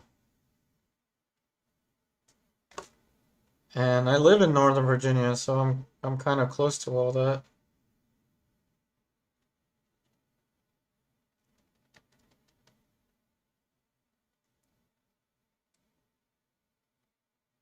Hey Sam, what's the best way to keep acrylics from drying? The only way that I can tell you, the only thing that's the most important is your mixtures. Making sure your mixtures stay wet because you don't want to have, there's so many steps that go into these different gradations and all that. So using a stay wet palette is the best. This thing that I'm pointing at here, it's got a sponge underneath. I have a link to it in the description box of the video. Any purchases with my Amazon links will give me a small percentage, so thanks in advance to anyone. But now keeping the paints wet on here is a different story. If you want to keep the paint wet when you're painting with acrylic, then I guess buying a slower drying acrylic, like someone mentioned, the open acrylics. I've not tried them. I don't know. But I like using the fast drying nature of the acrylics to my advantage. If you really want to paint like oil paint, but don't want to have the harsh chemicals, the best solution is a water mixable oil paint by Cobra Talons. Not sponsored by them, although I wish I was. Oh, you haven't seen the documentary? Oh, that's how I learned about what happened to Bob Ross and how the people took his money.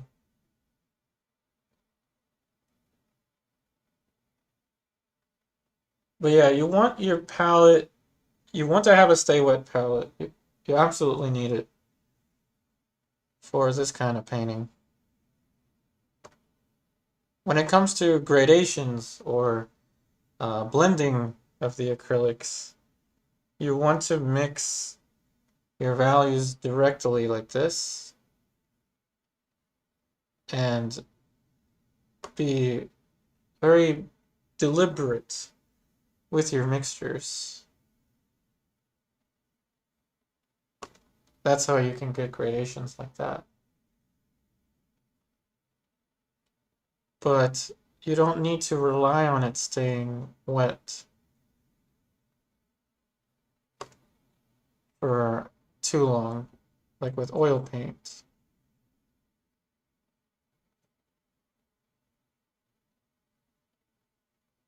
And in that sense, acrylic can actually give you more control than with something like oil paint.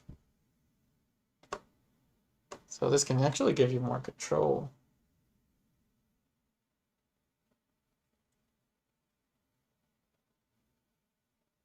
Yeah, there are extenders, like this is in theory an extender, my medium gloss glazing liquid, but it doesn't keep it, wet for as long as, say, as long as an oil painting.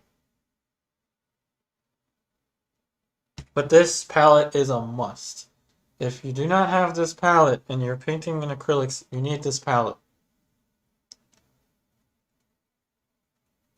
You absolutely need this palette. 100%.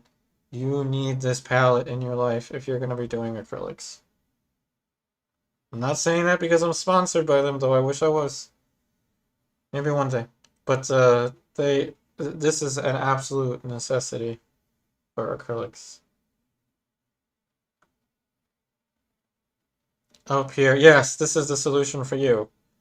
This is a game changer. This palette has a sponge under it. Again, link in the description. It's called Stay Wet. S-T-A without the Y. Stay Wet palette. This is an absolute game changer.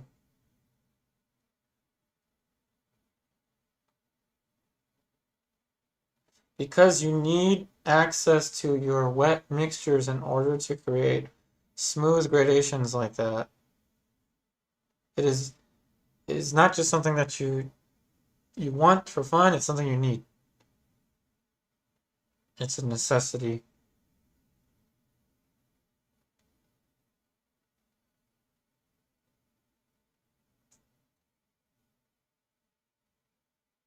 Yeah, you can't have too many happy accents, I guess, with acrylics. The secret palette, yes, and I hope that it won't remain too secretive in the future. And I can totally vouch for this palette because the the sheet of paper that I'm mixing on, I've been using it for about what, like, I don't know, a long time, even longer than these streams have been 3 days a week. So it's been more than, I'd say more than 8 weeks. So it's probably been the same thing for maybe 3 months that I haven't had to clean this palette. The paints have stayed wet for months. It is true what they say, that it'll keep the paints wet for months. As long as you seal it, of course. I have a quarter underneath of it. They say that that can help prevent mold, but that hasn't really been an issue for me.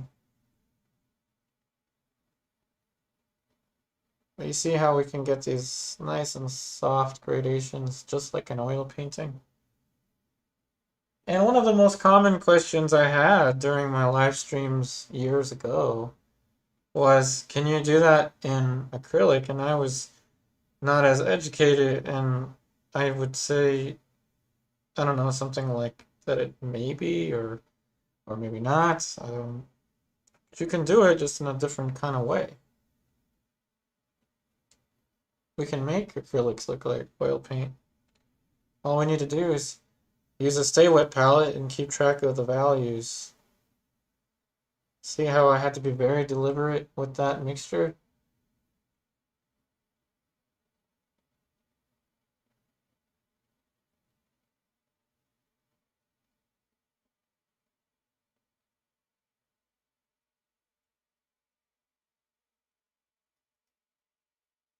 And I keep the brushes in a McDonald's McDonald's cup.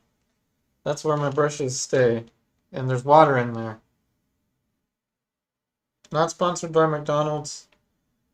I don't endorse anything other than painting and playing pool, but I just keep it in a cup, and that's it. That's all I need to do.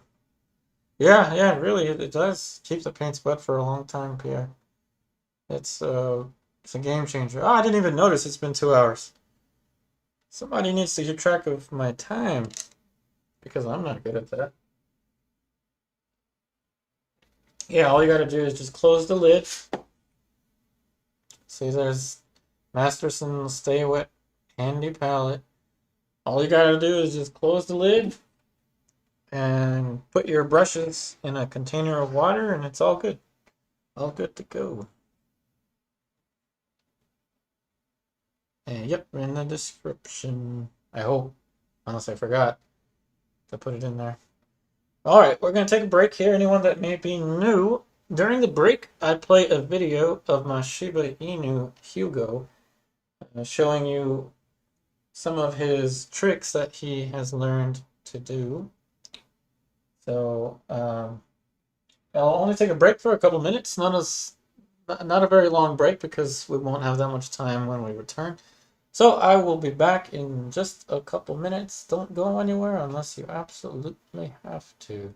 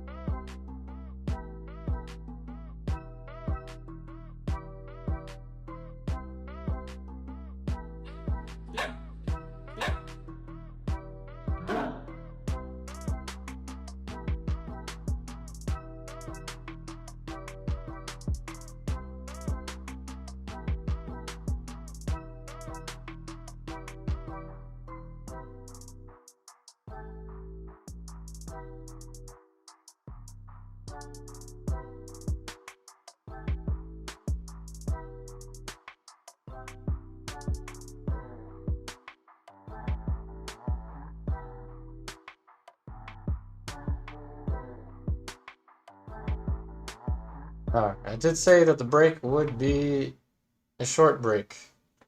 So hopefully you're still here. Oh, Pierre had to leave. Okay. Well, no worries. Though there's not much time left in the stream, I have been informed. So I need to paint with the quickness now. And we're gonna finish this painting up.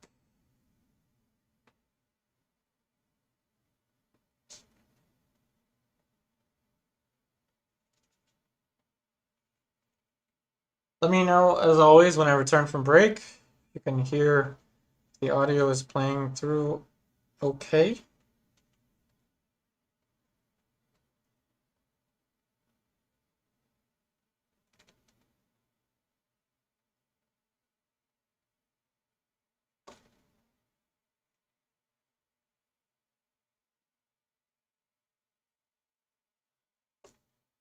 Doing a painting in 2 hours and 30 minutes is not easy.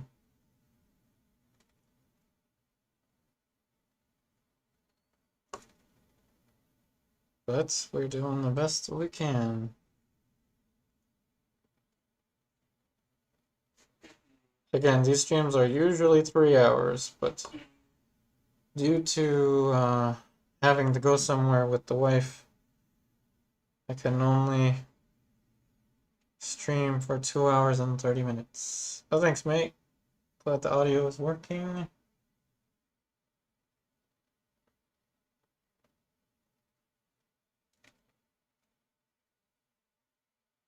Reflected lights.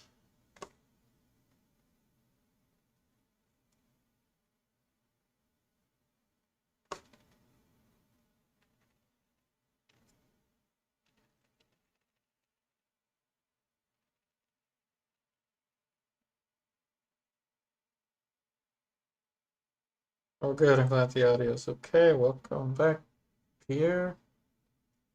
Hey, Info B, no worries. There are no bad questions. In painting oil, should I buy something to make it lighter and not thick? I just painted today for the first time. Oh, welcome to the world of oil painting. So Info B, if you just started oil painting, make sure that you buy black and white. Yeah, and the white will of course make things lighter, but you want to start off with at least black and white. And then if you want to get into something like portraiture, buy yellow, ochre, and burnt sienna. Burnt sienna and yellow ochre. So if you have white, burnt sienna, yellow ochre, and black, you can paint portraits. And you can paint other things as well. I say burnt sienna over something like cadmium red. If you're just beginning, I don't suggest you buy cadmiums. You don't have to. They sell cadmium free.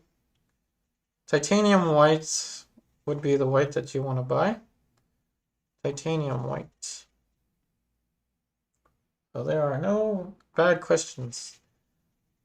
As long as it's art related or pool related or anything we can talk about on YouTube is fine. Thank you for the question.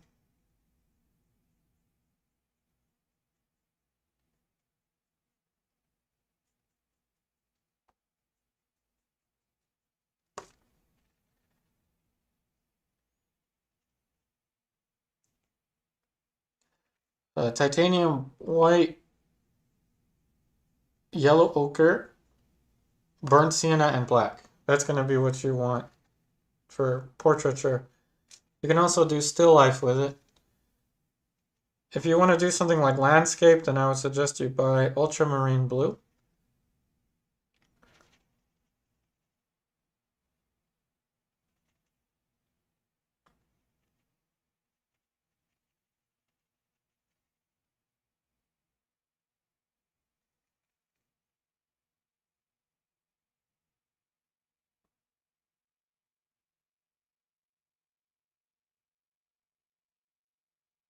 So the paint stays wet just long enough to be able to create these transitions.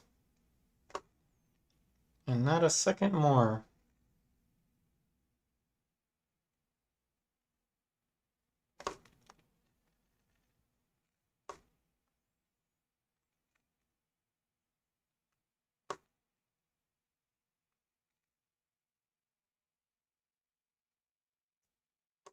And that's probably the most careful transition in this painting.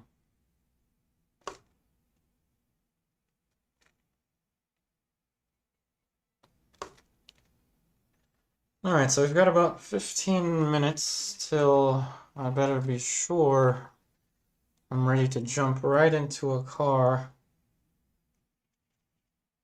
But don't worry, we will be back tomorrow with pastels.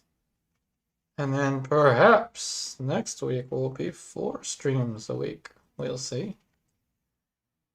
Will I be ready for the watercolor?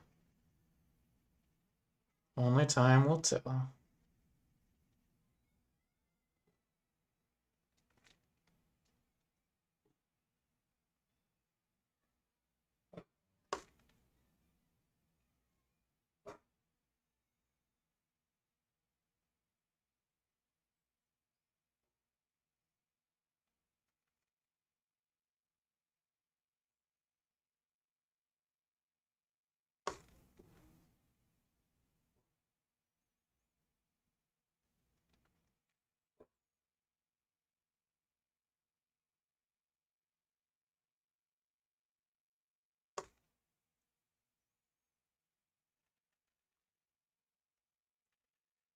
Now quickly we're gonna get back into the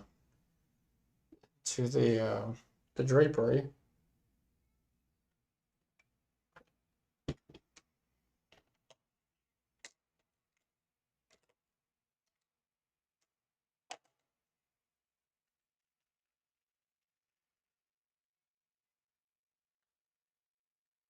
When you're painting drapery, think about the direction of the light and shadow shapes with respect to points of, I don't want to call it force, but like points of tension. So first things first, drawing, correction.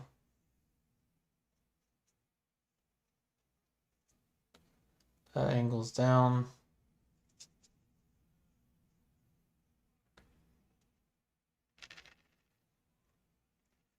Now, what I mean by points of tension is find where something is pulling something. Find where something is pulling something. So right here is pulling this. So this is a point of tension here. And gravity is pushing all this stuff down. So the point of tension is going to be here because the fold happens there.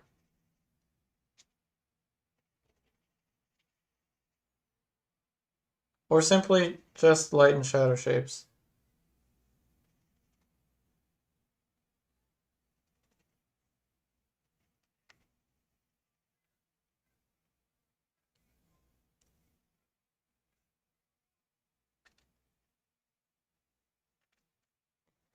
Thinning the paint out a little bit with water and medium.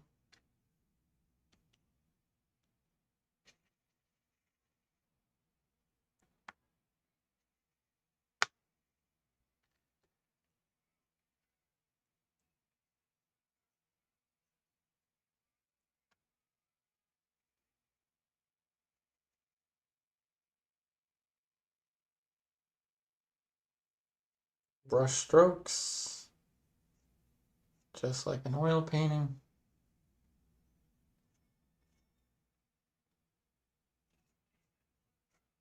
This is all highlighting the point of tension.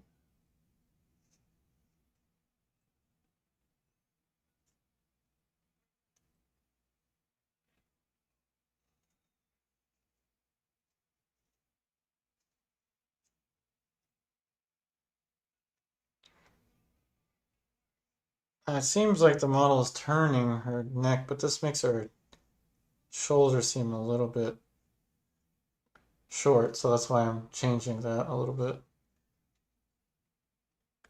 Thinning out the paint, a little bit of the glazing fluid, brush strokes, just like an oil painting.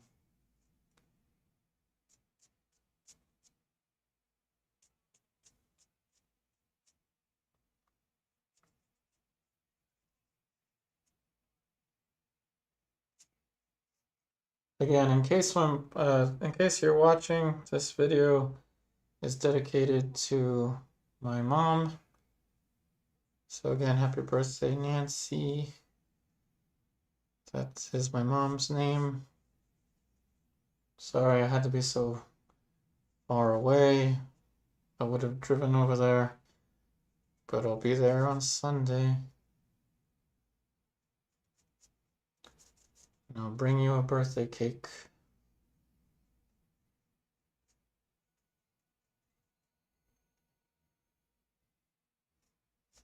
So happy birthday to my mom.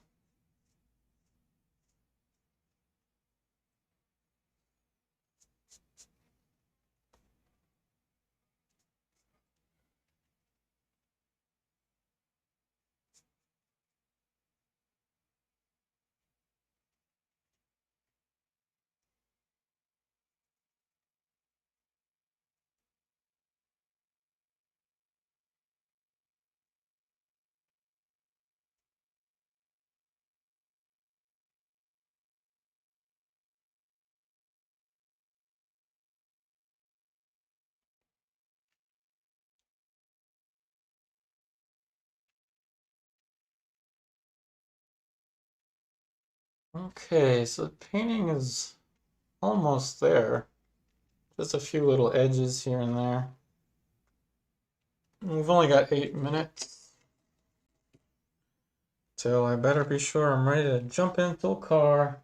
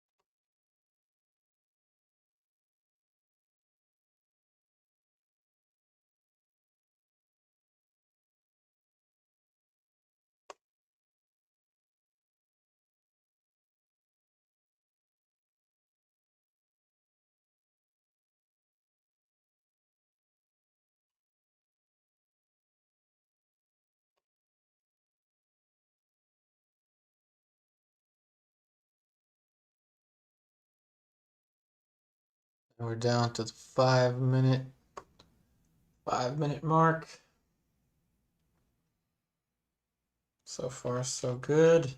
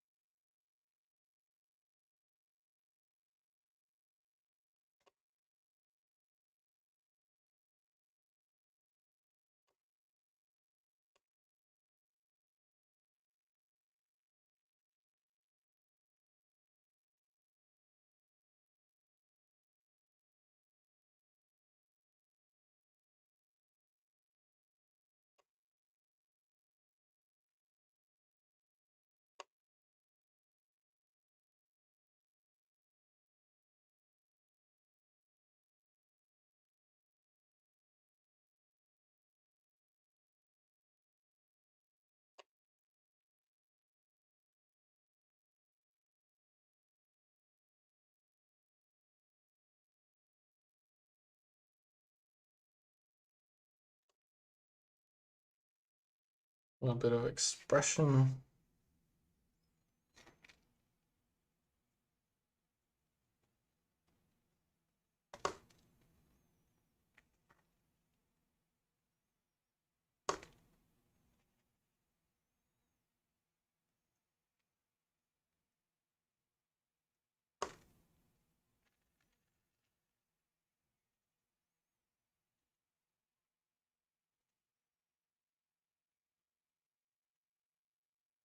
Thanks again for all the likes.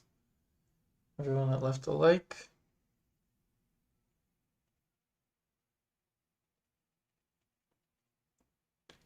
Got 2 minutes left. Alright, so everybody, that should be about it for today. We've got just 2 minutes, and like I said, I have to run at 6:30 my time. Apologize for that. I usually do the full 3 hours, or close to it, closer than this. But once again, don't worry, we will be back tomorrow, same time.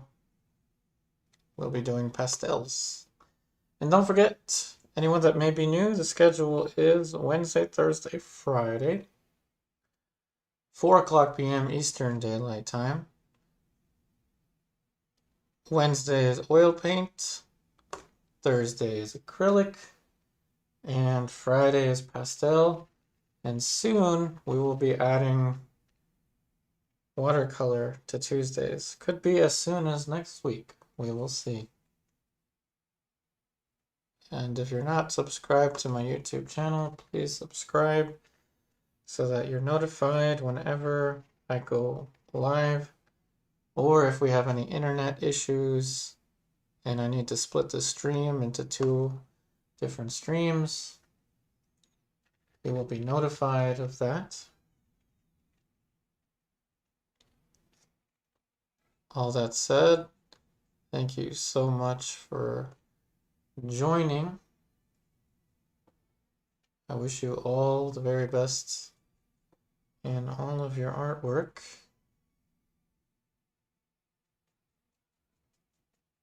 Last brush stroke. Oh, right, I gotta sign the thing. I've got to sign it.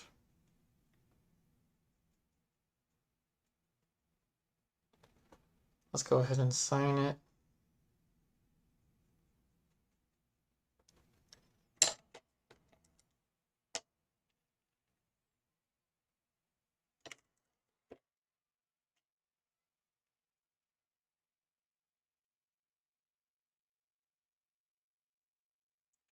I'll sign it on the top. I'll sign it on the bottom. A little bit of a gray.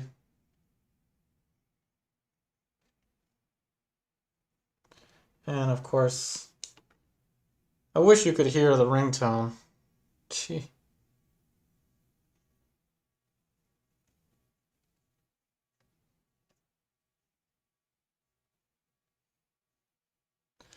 Alrighty, so we gotta run.